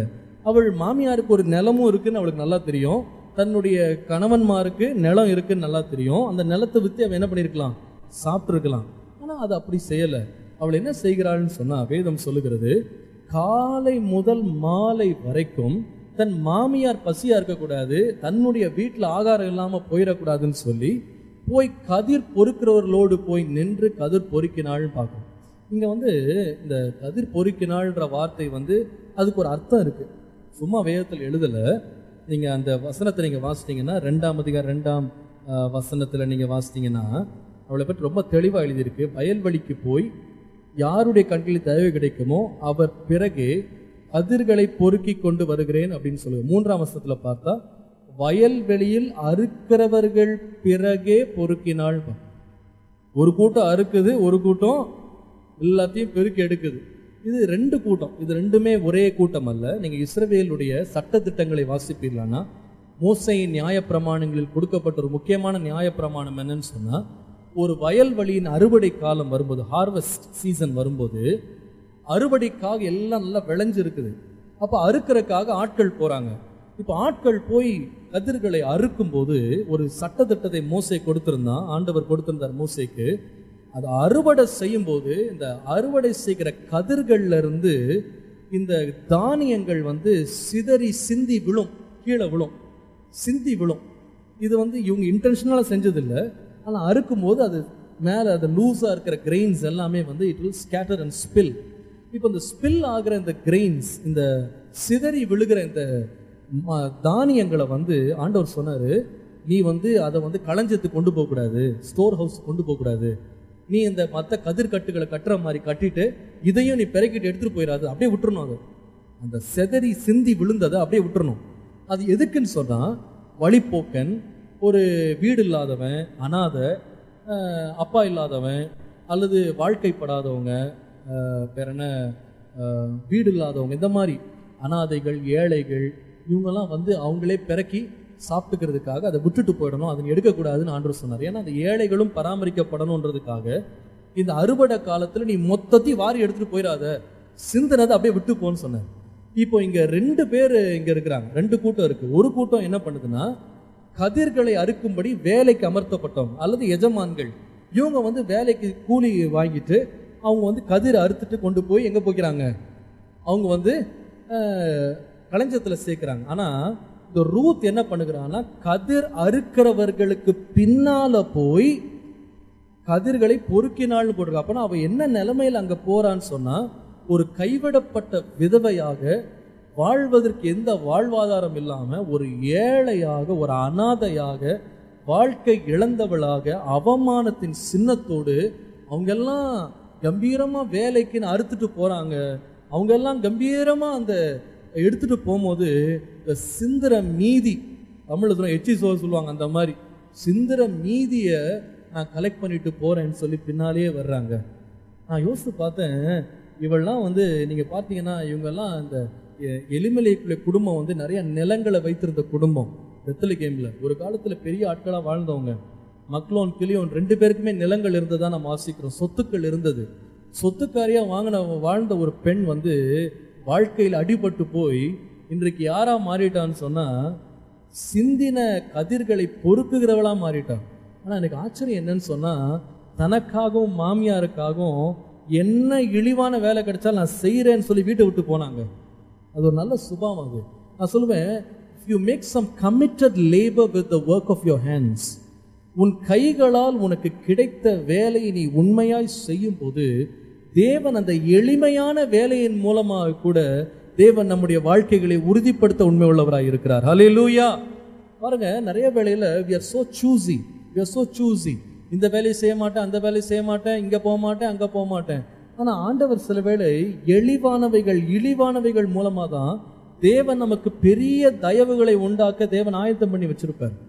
நமக்கு கிடைக்கிற வேலை கொஞ்சமோ பெருசோ, கனத்துக்குரியதோ கனவீனமானதோ, நமக்கு செய்யறதுக்கு திராணி இருக்கா, செய்யறதுக்கு நமக்கு சக்தி இருக்கா, செய்யற வேலையை நம்ம உண்மையா செய்வோமானா அந்த சின்ன வேலையிலிருந்து கூட ஆண்டவர் நம்மை மேலே உயர்த்த உண்மை உள்ளவராக இருக்கிறார். அல்லேலூயா. கொஞ்சத்தில் உண்மையாக இருந்தால் உன்னை அதிகத்துக்கு நான் என்னவாக்கிடுவேன், அதிகாதி ஆக்கிடுவேன் ஆண்டவர் சொல்லுகிறார். நீங்க அந்த வசனத்தை நீங்கள் வாசிப்பீர்களானால், ரூத் 2ஆம் அதிகாரம் 7ஆம் வசனத்திலே அந்த வேலை செய்யறவங்க சொல்றாங்க, இந்த பெண் காலை துவங்கி மாலை மட்டும் கதிர் பொறுக்கி கொண்டே இருக்கிறாள், விடாம வேலை செய்தாள். காலையிலிருந்து மாலை வரைக்கும் தொடர் வேலை, கடினமா வேலை செய்கிறாள். வாழ்க்கை கசந்து போச்சுங்க, வாழ்க்கையில எல்லாம் இழந்து போயிட்டு, அதுக்காக நம்பிக்கையை விட்டுறல, அதற்காக சோம்பல்ல போயிடல, அதற்காக வாழ்க்கையில நம்பிக்கை இழந்து போயிடலங்க. எல்லாம் இழந்து போனாலும் தன் வாழ்க்கை திரும்ப கட்டும்படியாக கடின உழைப்பு செய்கிறவளாய் நீங்க ரூத்தை கவனிக்கலாம். நான் சொல்றேன், நம்ம ஆண்டவர் மனுஷன் எதை பார்க்கிறானோ தேவன் நம்முடைய இருதயத்தை பார்க்கிறார்.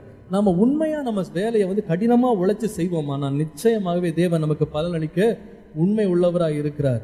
நாம் விதைக்கிறதை நமக்கு அறுவடையாய் மாற்றித்தர தேவனுக்கு உண்மை உள்ளவராய் இருக்கிறார். எனக்கு ரொம்ப ஆச்சரியம் என்னன்னு சொன்னா, இந்த ரூத் வந்து அந்த வயல் நிலத்துக்கு எப்படி போனாள் அப்படின்னு சொன்னா, ஒரு விதவையாக, கைவிடப்பட்டவளாக, சிந்தின கதிர் மணிகளை பொறுக்கி கொள்ளுகிற ஒரு வேலைக்காரியை போல உள்ளே போனாள். அடிமையை போல அந்த அந்த வயல்வெளிக்கு போனாங்க. ஆனா நீங்க சரித்திரத்தின் முடிவை வாசித்தீங்கன்னா, அந்த வயல்வெளியின் எஜமாட்டியாய் கர்த்தர் அவளை மாற்றி விட்டார். நாம வந்து நம்ம கையில ஆண்டவர் கொடுக்கிற வேலையை நாம உண்மையா செய்வோமானா உயர்த்துகிற வேலை கர்த்தருடைய வேலை. அல்லேலூயா. நாம பிளான் பண்ண வேண்டியது இல்லை. ஆண்டவர் நம்மை ஒரு இடத்துக்கு கொண்டு போய் இருக்கிறதுலேயே இழிவான வேலையை கொடுக்கிறான ஒன்ன மறந்துடாதீங்க. God is testing me with small things. ஆண்டவர் சிறிய காரியங்களை கொடுத்து என்னை சோதிக்கிறார்னு மறந்துடாதீங்க. அந்த சிறிய காரியங்களில் நீங்கள் உண்மையா இல்லாமல் போவீர்களானால் தேவன் நம்மை அதிகத்துக்கு அதிபதியாக்க நம்ம வழி அமைத்து கொடுக்கவே மாட்டோம். ஒரு முறை ஒருவர் எழுதின ஒரு புஸ்தகத்தில் நான் வாசித்த வாசகம் எனக்கு நினைவு வருகிறது. A little thing is a little thing, but faithfulness in little things is a great thing. ஒரு சின்ன காரியம்தான், ஆனா சின்ன காரியத்துல உண்மையா இருக்கிறது பெரிய காரியம்னு சொன்னார். A little thing is a little thing, but faithfulness in little things is a great thing. நம்ம வாழ்க்கையில் ஆண்டவர் சின்னதாங்க கொடுப்பாரு. அதுல உண்மையா இருப்போமானா நீ என்றைக்கும் பொறுக்கி கொண்டு நீ வந்து அடிமையை போல, வாழ்க்கை இழந்தவளை போல இருக்க மாட்டாய். யாருக்கு தெரியும், கர்த்தர் உன்னை இன்றைக்கு நீ கதிர் பொறுக்கிற ஒரு அனாதியா இருக்கலாம். கர்த்தர் அந்த அனாதியின் கூலி இல்லாத வேலையை கர்த்தர் உன்னை எஜமாட்டியாக மாற்ற தேவன் உயர்த்த படிகளை ஏற்கனவே அமைத்து விட்டார். அல்லேலூயா. இந்த அம்மா மாத்திரம் எனக்கு போகிற வெக்கமா இருக்கு, நீங்க போங்க, நீங்க போய் கதிர் பொறுக்கிட்டு வாங்க, நான் வந்து வீட்டில் சமைச்சு கொடுக்குறேன், சாப்பிட்றேன், வீட்டில் உட்காந்து சோம்பலா உட்காந்துருந்தா போவாசை அவள் கண்டுபிடித்திருக்க முடியாது. அவள் வாழ்க்கையை உறுதிப்பட்டிருக்க முடியாது. நம்ம வாழ்க்கையில தேவன் கொடுக்குற சின்ன வேலைகளில் கூட உண்மையா இருக்கிற பழகுங்க. அந்த ஊழியமா இருக்கலாம், அந்த வேலையா இருக்கலாம், உத்தரவாதமா இருக்கலாம், உண்மையா இருந்து பாருங்க. சின்னதுல கூட நீங்க கவனம் செலுத்தி உற்சாகமா வேலை செஞ்சு பாருங்க. கர்த்தர் உங்கள் பலன் கொடுக்க தேவன் உண்மை உள்ளவராக இருக்கிறார். ரீசெண்டாக ஒரு பரிசுத்தவான் எழுதின ஒரு புஸ்தகத்தை நான் வாசித்தேன். அது என்னை வாழ்க்கையை ரொம்ப அசைத்தது. ஒரு சின்ன புஸ்தகம் தான், ஒரு சின்ன புக்லெட். ஆனால் அவர் அதில் எழுதியிருந்த துணுக்குகள், அவர் எழுதியிருந்த வாழ்க்கையின் கருத்துக்கள் வந்து அவருடைய ஊழியத்தின் 50 ஆண்டுகளுடைய அந்த அனுபவத்தை அப்படியே சுருக்கி எழுதியிருந்தார். ரொம்ப எனக்கு ஆசை. ஒவ்வொரு பக்கமும் பலமுறை வாசித்தாலும் அதை விளங்கி கொள்ள முடியல, பலமுறை வாசித்தாலும் அது புதிதாக ஆசீர்வாதமாக இருக்கு.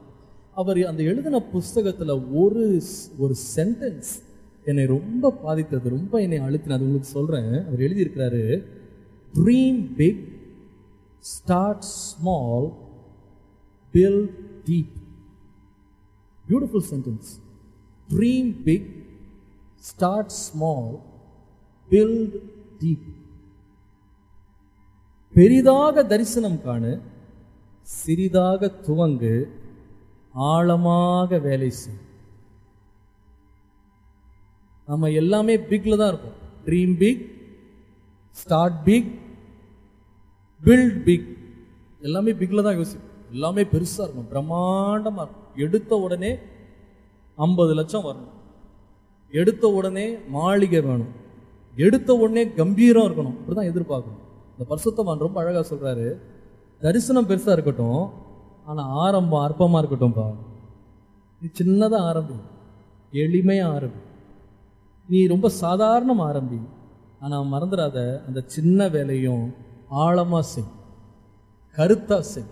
நீ செய்வாயானால் முடிவு எப்படி இருக்கணும்னா, you build deep. Yes, you started small, but you will finish big. முடியும் போது அது பெரிதாய் நீ முடிப்பாய், பயங்கரமாய் முடிப்பாய். நீ நினைச்சு கூட பார்த்துருக்க மாட்டேன், இந்த அளவுக்கு இது வளரும் என்று நினைத்திருக்க மாட்டேன், இந்த அளவுக்கு இதுல ஒரு முடிவு இருக்கும் நீ நினைத்திருக்க மாட்டேன். சின்ன காரியங்கள், அற்பமான காரியங்களை அசட்டை பண்ணுகிறவன் யார்? அதனுடைய முடிவு மகிமையா இருக்கும். உங்க வாழ்க்கையில் அற்பமான காரியங்களை அசட்டை பண்றீங்களா? ஒரு சின்ன வேலை, ஒரு சின்ன ஜாப் ஆஃபர், ஒரு சின்ன ஆப்பர்ச்சுனிட்டி வந்ததை தட்டி கழிக்கிறீங்களா? ஆண்டவர் சொல்றாரு, எப்பா உன் வாழ்க்கை ஸ்திரப்படணுமா, எடுத்த உடனே பெருசா நான் கொடுக்கல, உன்ட்டு சின்னதை கொடுத்துருக்கேன், அது ஒழுங்கா செய், அதில் உண்மையா இரு. உன்னை உயர்த்த வேண்டிய வேலை என் வேலை, நான் அதை பார்த்து கொள்ளுவேன். I will take care of lifting you and exalting you. ரூத்தினுடைய வாழ்க்கை உறுதிப்பட்டது எப்படின்னு சொன்னா, தேவன் அவளுக்கு கொடுத்த சின்ன வேலையில கமிட்டடா உட்கார்ந்து வேலை செய்தாள். அதை 100க்கு 100 சரியாக சுத்தமாக வேலை செய்தாள். கர்த்தர் அவளை மேலாக உயர்த்தி ஆசீர்வதித்தார். அல்லேலூயா. கர்த்தருடைய நாமத்திற்கு மகிமை உண்டாவதாக. மூன்றாவதாக, அவளுடைய வாழ்க்கையில நான் கண்டுபிடித்த ஒரு நல்ல சுபாவம் ஆண்டவனை காண்பித்தது. எல்லாம் பழக்கமா இருந்தாலும் பரவாயில்லை, நாம் வாசிக்கலாம். ரூத் 3ஆம் அதிகாரம் 10ஆம் வசனத்தை நீங்கள் வாசிப்பீர்களானால், அதற்கு அவள், மகளே, நீ கர்த்தரால் ஆசீர்வதிக்கப்படுவாயாக. நீ தரித்திரரும் ஐஸ்வர்யவான்களுமான வாலிபர்களின் பிறகே போகாததினால் உன் முந்தின நற்குணத்தை பார்க்கிலும் உன் பிந்தின நற்குணம் உத்தமமாயிருக்கிறது. நற்குணம் உத்தமமாயிருக்கிறது. ரூத்தினுடைய வாழ்க்கையை கர்த்தர் ஸ்திரப்படுத்தினான்னு பார்க்கணும். முதலாவது, தேவன் அவளுக்கு கொடுத்த உறவுகளை அவள் ஸ்திரப்படுத்தினாள். அதில் உறுதியாக இருந்தாள். she was consistent in the links that God gave in her life. ரெண்டாவது, அவளுக்கு கிடைத்த வேலையில் உத்தரவாதத்தோடு வேலை செய்தாள். she did committed labor. மூணாவது, அவள் வாழ்க்கையில் கண்டுபிடிச்சது a clean life. உத்தமமான வாழ்க்கை. உத்தமமான வாழ்க்கை, யாரும் பார்த்து குறை சொல்ல முடியாதபடி ஒரு உத்தமமான வாழ்க்கை. தேவையில்லாத பிரச்சனைகளில் தன்னை ஈடுபடுத்திக் கொள்ளாமல், தேவையில்லாத பாரங்களை தன்மேல் ஈடுபடுத்திக் கொள்ளாமல், தன்னுடைய உத்தம குணத்தை பாதுகாத்து கொண்டவளாக ரூத்தை நாம் பார்க்கிறோம். நீங்க பாருங்க, பொதுவாகவே வாழ்க்கையில் ஆதாரம் இழந்தவங்க, வாழ்க்கையில் நம்பிக்கை இழந்தவங்க எதையாவது செய்து மேலே வரணும்னு தான் துடிப்பாங்க. எதை வழியாவது கிடைச்சு நம்ம மேலே வரணும் என்று சொல்லுவாங்க. அதனால தான் நிறைய பேர் பார்த்தீங்கன்னா, இந்த ஆதாரம் இல்லாத பிள்ளைங்க அவங்க இந்த மேலே வர்றதை பற்றி வெறித்தனமாக இருப்பாங்க. யாரை பிடிச்சாலும் எப்படி ஆகும், குறுக்கு வழியோ ஏதோ ஒன்று பண்ணி மேலே வந்துடணும், முதல் நிலையில் உட்காரணுன்றதில் வெறி பிடித்தவர்களாக இருப்பாங்க. ஆனால் மாமியார் சொல்லுகிறாள், நீ ஏழையோ ஐஸ்வர்யவானோ எந்த வாலிபனுக்கு பின்னாலே நீ போகாமல் நீ நற்குணசாலியாக இருந்திருக்கிறாய், நான் உன்னை பாராட்டுறேன். இதே போல போவாசும் அவளை பாராட்டினதை நீங்கள் பார்க்கலாம். அவனும் அவளை பாராட்டி, நீ இவ்வளவு நல்ல பிள்ளையா இருக்கிறியம்மா, நீ யாரிடத்துலையும் போகாமல் என்னுடைய வயலில் உன்னுடைய இனத்தானுடைய வயலில் நீ உட்கார்ந்துருக்கிறியே, உண்மையாகவே நான் உன்னை பாராட்டுறேன். அவளை பாராட்டுகிறத நீங்கள் பார்க்கலாம். நீங்கள் அவளுடைய லைஃப், அந்த க்ளீன் லைஃப்னு சொல்கிறது அந்த உத்தமமான வாழ்க்கை மாத்திரம் இல்லை. நீங்கள் 3ஆம் அதிகாரம் 16ஆம் வசனத்தை நீங்கள் பார்ப்பீங்களா? அவள் தன் மாமியின் இடத்தில் வந்தபோது அவள், என் மகளே, உன் செய்தி என்ன என்று கேட்டாள். அப்பொழுது அவள் அந்த மனுஷன் தனக்கு செய்ததை எல்லாம் அவளுக்கு விவரித்தாள். என்ன ஒரு கிளீன் டிரான்ஸ்பரண்ட் லைஃப் பாருங்களேன். ஒளிவு மறைவில்லாமல், பொய் சொல்லாமல், புரட்டாமல், இருக்கிறத இல்லை இருக்கிறபடி அப்படியே மனம் திறந்து பேசின ஒரு பெண்ணாக ரூத் இருந்தாள். இன்றைக்கி சில பேர் நினைக்கிறாங்க, நம்ம உண்மையை மறைக்கும் போது நம்மளாம் ரொம்ப கெட்டிக்காரங்கன்னு நினைக்கிறாங்க. பாதி பொய் சொல்லி பாதி உண்மையை சொல்லி, நடந்ததை நடக்காத மாதிரியும் நடக்காத நடந்த மாதிரியும் சொல்லி காரியங்களை சமாளிக்கிறது அவங்க என்ன நினைக்கிறாங்கன்னா, ரொம்ப சாமர்த்தியசாலிகளாக நம்ம இருக்கிறோம்னு நினைக்கிறோம். ரொம்ப மறந்துடாதீங்க, நம்ம சாமர்த்தியசாலிகளாக இருக்கலாம், ஆனால் நம்ம வாழ்க்கையில் தேவன் கொடுக்குற உறுதியை நம்ம பெறவே முடியாது. தேவன் எதிர்பார்க்கிறது ஒரு உண்மை உள்ள ஒரு இருதயம், உத்தமமான வாழ்க்கை.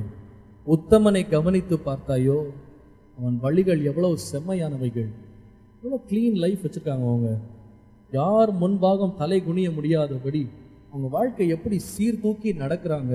அவங்க வழிகளில் எவ்வளோ வெளிச்சம் இருக்கிறது, எவ்வளோ ஒளிவு மறைவு இல்லாமல் மாமியாற்ற போய் நடந்ததெல்லாம் சொல்லுகிறாள்னா அவள் இருதயம் எப்படி இருந்திருக்கும்னு யோசித்து பாருங்களேன். அது வயசான ஒரு அம்மா, இந்த கிழவி அம்மா, என்னம்மா ஆச்சுன்னு கேட்டாங்க. வீட்டுக்கு நீங்கள் வேலை முடிச்சுட்டு வரும்போது உங்களுக்கு என்ன இன்னைக்கு நாளெல்லாம் ஆச்சுன்னு கேட்டு பாருங்களேன், எல்லாரும் கோபம் தான் வரும். இப்போ தான் வந்திருக்கேன் வீட்டில், இப்போவே என்ன நடந்துட போகுது, இப்படிதான் நம்ம பாராட்டணும். ஆனால் என்ன நடந்துச்சுன்னு கேட்டால், என்ன நடந்ததும் அந்த மனுஷன் செய்த அத்தனையும் விவரித்து சொன்னாள். நம்மலாம் விவரித்து சொல்ல மாட்டோம், டெலகிராம் தான் மெசேஜ் கொடுப்போம். நடந்துச்சு, எல்லாம் நல்லா தான் ஆச்சு. சும்மா என்ன நடந்துச்சு, என்ன பண்ண தப்பா பண்ணிட்டேன், நான் ஒன்றும் பண்ணல, எல்லாம் நல்லா தான் நடந்துச்சு, இப்படி தான் நம்ம பதில் சொல்லுவோம் பெற்றோருக்கெல்லாம் சொல்லும்போது. ஆனா அந்த பெண்ணை பார்த்தா பொறுமையா விவரிச்சு சொல்லுகிற எல்லாத்தையும் என்னென்ன செய்தா. அர்த்தம் என்னன்னா, மறைக்கிறதுக்கு ஒண்ணுமே இல்லைம்மா, என்ன நடக்குதோ நடக்கிறத சொல்றேன், உள்ளதை உள்ளதுன்னு இல்லதை இல்லதுன்னு நான் சொல்றேன். இது அம்மாட்ட சொல்றது ஈஸி, மாமியார்ட்ட சொன்னாங்க இந்த அம்மா. அப்ப எவ்வளவு ஒரு உத்தமையா இருந்திருப்பா பாருங்க. இருதயத்தில் ஒரு கள்ளம் கபடு இல்லாம, மறைவு ஒளிவு இல்லாமல் ஒரு சுத்தமான வாழ்க்கை அவள் நடத்தினது நீங்க பார்க்கலாம். பாருங்க, ஆண்டவர் நம் வாழ்க்கையில் நம் உத்தமத்தை நாம் காத்து கொள்ளும் போது தேவன் நம் பட்சமாய் நிற்கிறார் என்பதை இங்க மறந்துவிடக்கூடாது. நீங்கள் நம்முடைய பாதைகள் உறுதிப்படுவதை பற்றி நாம் படித்துக் கொண்டிருக்கிறோம். நீதிமொழிகள் 29ஆம் அதிகாரம் 14ஆம் வசனத்தை வாசிப்பீர்களானால், ஏழைகளுடைய நியாயத்தை உண்மையாய் விசாரிக்கிற ராஜாவின் சிங்காசனம் என்றைக்கும் நிலைத்திருக்கும்.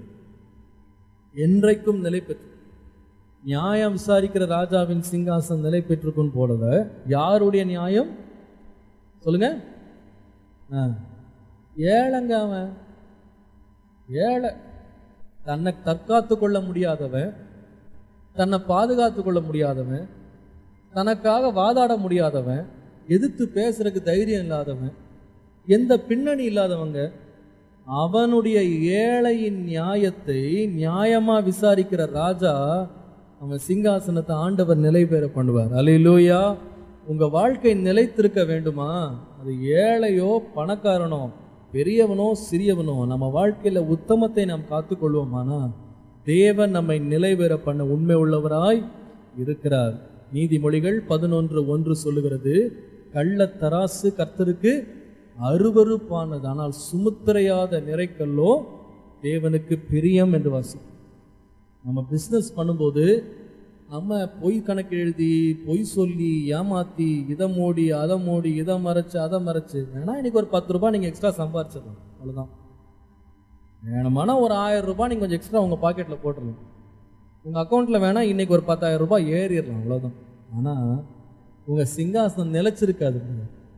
கர்த்தருக்கு அருவருப்பான காரியம். எதை சொல்கிறோமோ அதை செய்வோம், செய்கிறத சொல்லுங்க, சொல்கிறத செய்யுங்க. மனுஷனுடைய கண் பார்வைக்கு ஒன்று செஞ்சுட்டு அவன் பார்க்காத நேரம் இன்னொன்று செய்யக்கூடாது. நம்ம பிஸ்னஸ் காரியங்களில் கூட நம்ம என்னத்தை வாக்கு பண்ணுறோமோ அதை நம்ம நிறைவேற்றி முடிச்சிடணும். சொல்லுகிற காரியங்கள் கொஞ்சம் எக்ஸ்ட்ரா லாபம் சம்பாதிக்கிறதுக்காக சொல்லாத செய்கிறது, செய்யாத சொல்றது, இந்த வேலைகள் நம் வாழ்க்கையில் இருக்குமானா, உத்தமத்தை இழந்து போவோமானா, உண்மையை மறைப்போமானா, பொய்யில நம்ம கட்டுறதுக்கு நினைப்போமானா அந்த காசு நிலைச்சிருக்காது. நீங்கள் உங்களை சுற்றி உள்ள பிஸ்னஸ் பீப்புளை பாருங்கள், நீங்கள் வேணால் பாருங்கள், உண்மையாக உத்தமமாக வேலை செஞ்சு பொறுமையாக மேலே எழும்பி வராமல் பாருங்கள், அவன் அஸ்திபாரம் ரொம்ப ஸ்ட்ராங்காக இருக்கும். ஆனால் ஒரு வருஷத்துக்குள்ளே படப்பட மேலே ஏறுறான் பாருங்க, அவனை நீங்கள் இன்னும் கொஞ்ச நாளில் பார்த்தீங்கன்னா அவன் இருக்க மாட்டாங்க. எவ்வளோ வேகமாக மேலே போனான்னா அவ்வளோ சீக்கிரமாக கீழே இருக்கணும், அவன் இருக்கிற இடமே இல்லாமல் போயிடும். எவ்வளோ வேகமாக அவன் பெருமை மேலே அப்படி வந்துச்சோ அவனோட பேரே இல்லாமல் போக ஆண்டு எல்லாத்தையும் காலி பண்ணிடுவார் மொத்தமாக. எவ்வளோ சீக்கிரமாக எல்லாத்தையும் வாங்கி வாங்கி வாங்கி எல்லாரையும் ஏமாற்றி மற்றவங்களுடைய காசை பறித்து ஏமாற்றி வாங்குறான் பாருங்க, சீக்கிரமாக விற்க வேண்டிய ஒரு காலம் வந்துடும் எல்லாத்தையும். அது விற்கும் போது ஓட்ட முதலீடு கூட இல்லாமல் நஷ்டத்தை விற்றுட்டு போவான். அவனுடைய அவமானத்திற்கு அளவே இல்லாமல் போயிடும். நம்ம வாழ்க்கையில் அநியாய காசு வேண்டாம், துன்மார்க்கத்தில் வர்ற பணம் வேண்டாம், வாயில் துன்மார்க்கம் இல்லாமல் உத்தமமாய் நடப்போம். ஆனால் தேவன் நம்முடைய அஸ்திபாரங்களை என்ன பண்ணுவாரா? உறுதியாக வைப்பார். அல்லேலூயா. உறுதியாக வைப்பார். மறைவிடங்கள், ஒளிப்பிடங்கள், எல்லா இடங்களையும் நம்ம உத்தமமாக இருப்போமானால் நாம் பாதுகாப்பாக இருப்போம். கர்த்தருடைய நாமத்திற்கு மகிமை உண்டாவதாக. நீங்கள் நீதிமொழிகள் 12ஆம் அதிகாரம் 19ஆம் வசனத்தை வாசிப்பீர்களானால் அங்கே பார்க்கிறோம், சத்திய உதடு என்றும் நிலைத்திருக்கும், பொய் நாவோ ஒரு நிமிஷம் மாத்திரம் இருக்கும், அவ்வளோதான். பொய் சொல்லி ஒரு நிமிஷம் தப்பிச்சிடலாம், பொய் சொல்லி ஒரு நிமிஷம் நின்றுடலாம், ஆனால் என்றைக்கு நிற்க முடியாது. ஆனால் சத்திய உதடுகள் நிலைத்து நிற்கும். அருமையானவர்களே, நம்ம வாழ்க்கையில் ஆண்டவர் சும்மா தோன்றி மறைகிற பட்டாசை போல நம்ம இருக்கக்கூடாது. நம்ம வாழ்க்கை பிரகாசிக்கிற நட்சத்திரங்களை போல இருக்கணும். அல்லேலூயா. நம்ம நிலைச்சு நிற்கணும். ஆண்டவர் அந்த நிலைப்பாட்டை கத்த தர வேண்டுமானா நமக்கு தேவை ஒரு உத்தமுள்ள இருதயம், சுத்தமான வாழ்க்கை. சுத்தமான வாழ்க்கை. ரூத்தினுடைய வாழ்க்கையை பார்த்தா அவளுக்கு எல்லா சுதந்திரமும் இருந்தது, அந்த சுதந்திரங்களை அவள் பயன்படுத்தாமல் இருந்தாள். இந்த சுதந்திரங்களை வைத்து அவள் யாரிடத்துல வேணா பேசலாம், யாரிடத்துல வேணா பழகலாம். ஆனால் செய்யாமல் தன் வாழ்க்கை கட்டுப்பாட்டுக்குள்ள வைத்தாள். முடிவை பார்த்தா எல்லாரும் அவளை புகழத்தக்க ஒரு புகழ்ச்சியான இடத்துல கர்த்தர் அவளை மேன்மைப்படுத்தினார். நான் சொல்வேன், தேவன் நமக்காய் உறுதியான புகழ்ச்சியான இடங்களை வச்சிருக்கிறார். எப்போன்னு சொன்னா, தேவன் நமக்கு கொடுத்த இடங்களில் உத்தமமாய் உண்மையாய் நாம் வாழுவோமானால், கண்ணியமாய் வாழுவோமானால், இன்றைக்கு ஒருவேளை எல்லாரும் நம்மளை ஒரு மாதிரி பார்க்கலாம், ஏமாளியா பார்க்கலாம். ஆனா கர்த்தரோ நமக்கு கனத்தையும் மகிமையும் கொடுத்து கௌரவமான வாழ்க்கை வாழ தேவன் நமக்கு உதவி செய்வார். ஹல்லேலூயா. கடைசியாக இந்த ரூத்தினுடைய வாழ்க்கையில் அவள் உறுதிப்பட்டதற்கு இன்னொரு முக்கியமான காரணத்தை நான் வேத புஸ்தகத்திலே நான் பார்த்தேன். ரூத்தின் புஸ்தகம் 1ஆம் அதிகாரம் 15ஆம் வசனம் பாருங்க. அப்பொழுது அவள், இதோ உன் சகோதரி தன் ஜனத்திற்கும் தன் தேவர்களிடத்திற்கும் திரும்பி போய்விட்டாளே, நீயும் உன் சகோதரியின் பிறகே திரும்பி போ என்றான். 16ஆம் வசனத்தில் வாசித்த கடைசி பகுதி, உம்முடைய தேவன் என்னுடைய தேவன். இந்த ரூத்தின் வாழ்க்கை ஸ்திரப்படுவதற்கு 4வது காரணத்தை கர்த்தர் எனக்கு காண்பித்தார். her confidence in the Lord. தேவன் மேல் அவள் வைத்த நம்பிக்கை. தேவன் மேல் வைத்த நம்பிக்கை. தேவனை நம்புவது என்பது பலவீனம் அல்ல. தேவனை நம்புவது என்பது இயலாமையினால் வருகிற ஒரு காரியம் அல்ல. தேவனை நாம் முழு மனதாய் நம்புவோமானால், எல்லாவற்றை நம்புவதை பார்க்கலும் தேவன் மேல் நம்பிக்கை வைப்போமானால், கர்த்தரை நம்புகிற மனுஷன், நீங்கள் சங்கீதம் 125 1ஆம் வசனத்தை வாசிப்பீர்கள். 125 verse 1 Psalms அதில் வாசிப்பீர்களானால், they that trust in the Lord shall be as Mount Zion which cannot be removed but abides forever.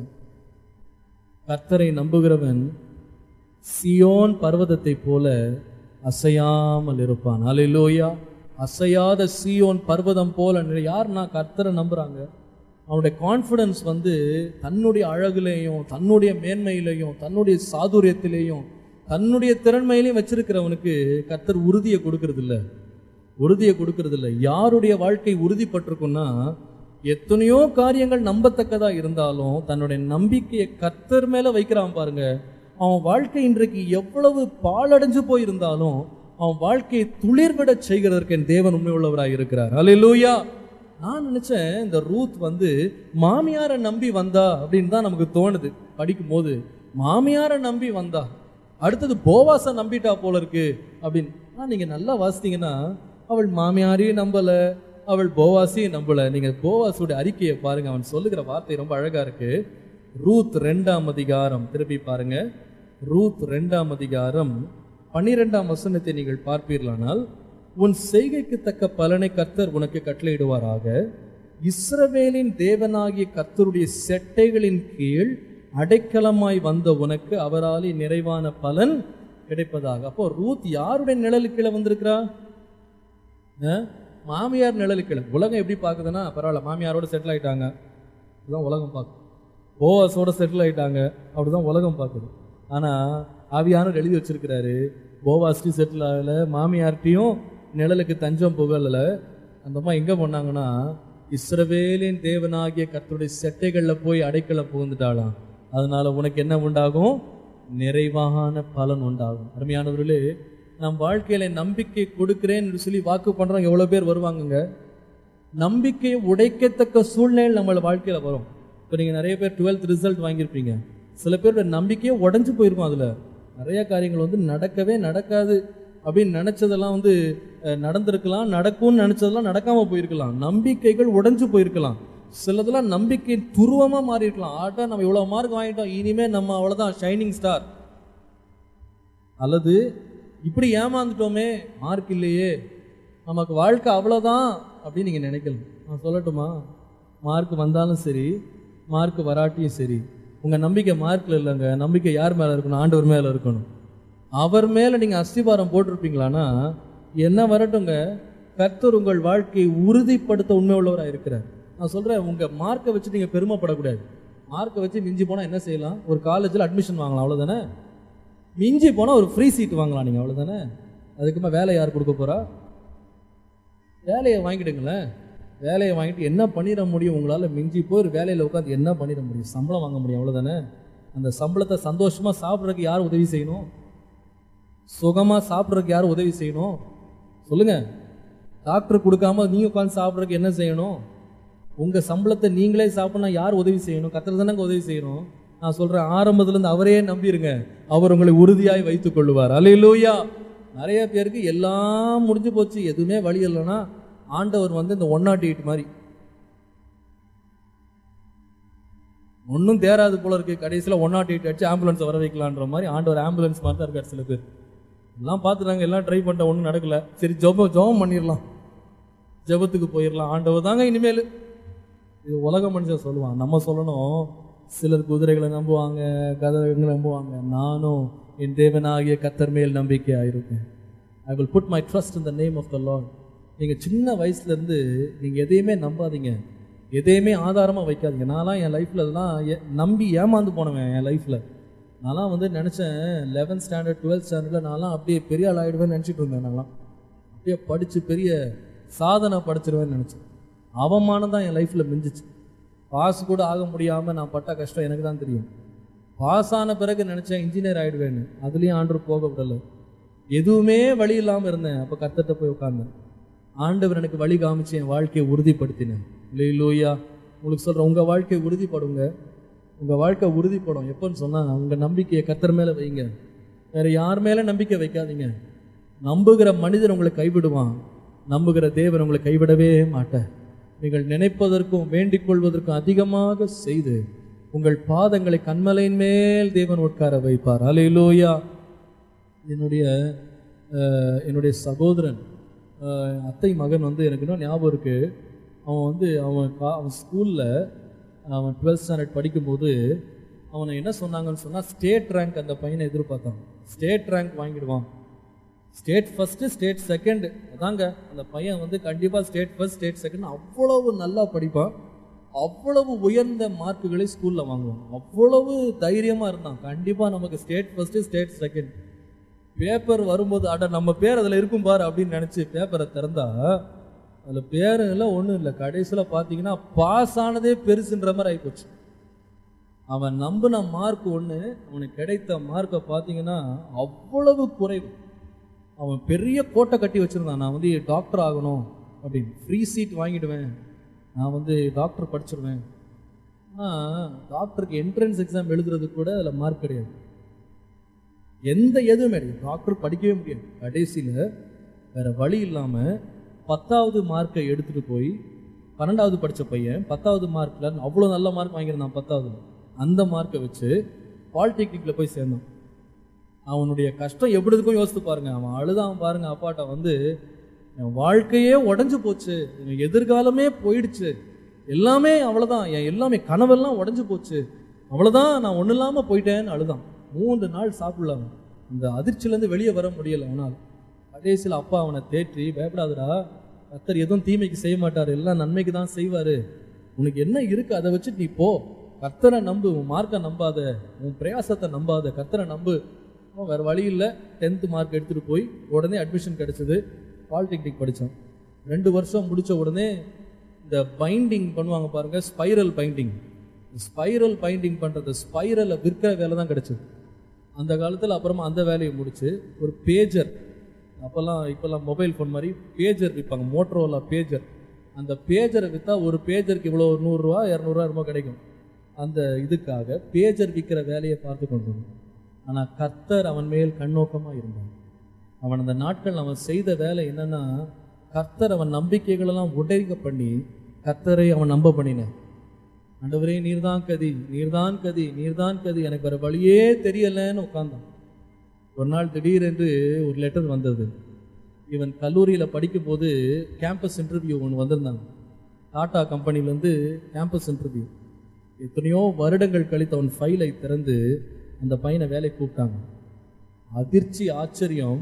3 வருஷமாக வீதியாக பைக் எடுத்துகிட்டு போய் ஒரு மார்க்கெட்டிங் பர்சனை சுற்றினவன் 2 மாதத்தில் இங்கிலாண்டில் உட்காந்துருந்தான். போய் எத்தனையோ 1000 ரூபாய்க்கு அவனுக்கு வேலை கமர்த்தி உட்கார வைத்திருந்தாங்க. பல தேசங்களுக்கு அவனை அனுப்பினாங்க. இன்றைக்கு ஒரு நல்ல குடும்பத்தோடு அவன் அமெரிக்காவில் அவன் செட்டில் ஆகிருக்கிறான். நான் சொல்கிறேன், மனுஷனால் செய்ய முடியாதுங்க, கர்த்தர் செய்வார். நீங்க நினைக்கிறதற்கும் வேண்டிக் கொள்றதுக்கு அதிகமா கர்த்தர் செய்வார். நீங்க யாரையும் நம்பாதீங்க, பெரிய ஜாம்பவானை நம்பிடாதீங்க, கர்த்தரை நம்புங்க. கர்த்தர் மேல் நீ உறுதியுள்ள மனதுள்ளவனா இருப்பாய். ஆனால் கர்த்தர் உன்னை சின்ன இடத்துல இல்லை, உறுதியான இடத்துல கர்த்தர் உன்னை கொண்டு போய் வைப்பார். அல்லேலூயா. மனுஷனை நம்புவது விருதா. யாருங்க நாளைக்கு சாவானா இருப்பானா தெரியாது. புல்லு கொப்பான மனுஷன் மேல் நீ ஏன் நம்பிக்கை வைக்கிற? ஆனால் நித்திய காலமாய் நிரந்தர காலமாய் நமக்காய் நிற்கிற நம்முடைய தேவன் மேல் நீ நம்பிக்கை வைப்பாய். ஆனால் நீ அசைக்கப்படவே மாட்டாய். யோபு அதனால தான் சொல்லுவான். வசனத்தை வாசித்து முடிப்போம். யோபு 8ஆம் அதிகாரம் 14ஆம் வசனம் பாருங்க. யோபு 8:14. அவனுடைய வீண் எண்ணம் அற்று போய் அவனுடைய நம்பிக்கை சிலந்தி பூச்சி வீடு போல இருக்கிறான். ஸ்பைடர்ஸ் வெப் ஒற்றை இருக்கு பாருங்க, அந்த மாதிரி இருக்கும். மனுஷன் நம்பிக்கை எல்லாம், மனுஷன் வைக்கிற நம்பிக்கை எல்லாம் இந்த ஒற்றையில் வச்சிருக்க நம்பிக்கை மாதிரி. இந்த ஒற்றைக்கு என்னங்க பலன்? கையை வச்சுக்கினா 2ஆக கிழிஞ்சு போயிடும், அப்படியே தொங்கி போயிடும், அதுல எதுவுமே நிற்காது.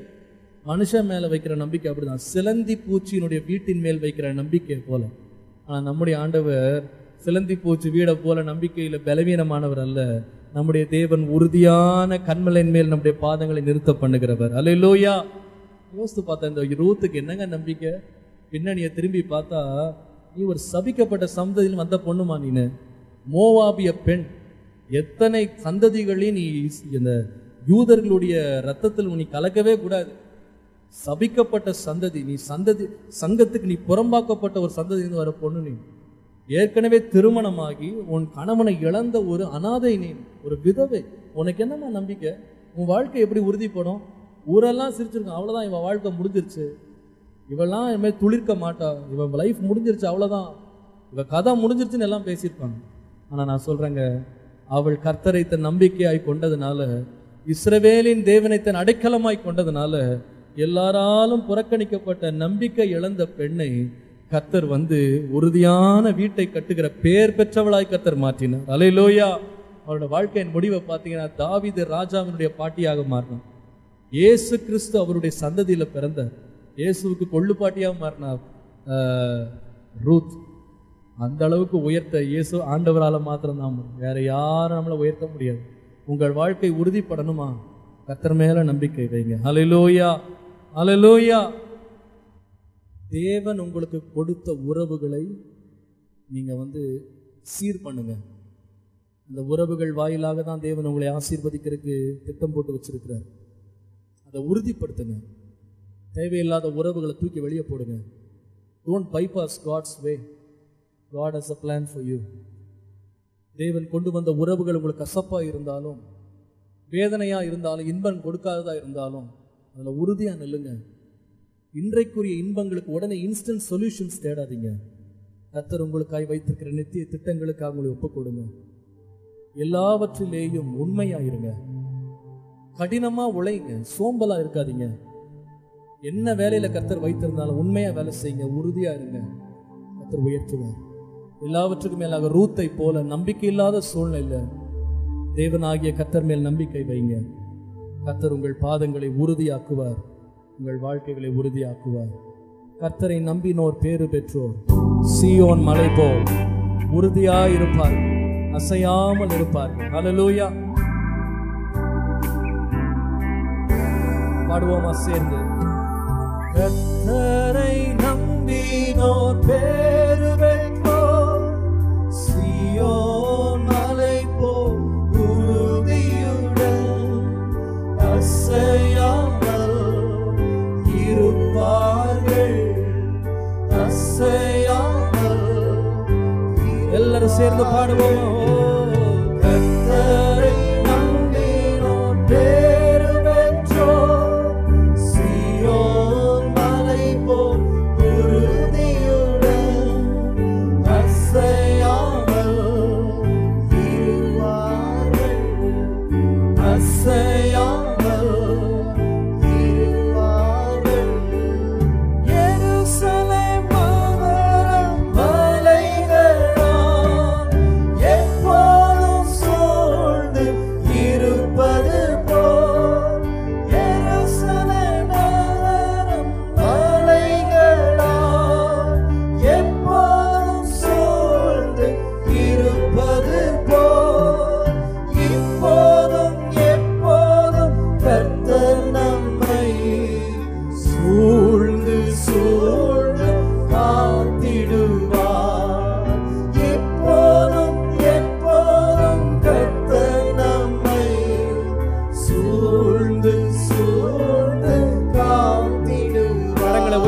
பாடுவோம். கர்த்தரை நம்பினோம் பேறு பெற்றோம், சீயோன் மலை போல் உறுதியுடன் அசையாமல் இருப்பார்கள், அசையாமல் இருப்பார்கள்.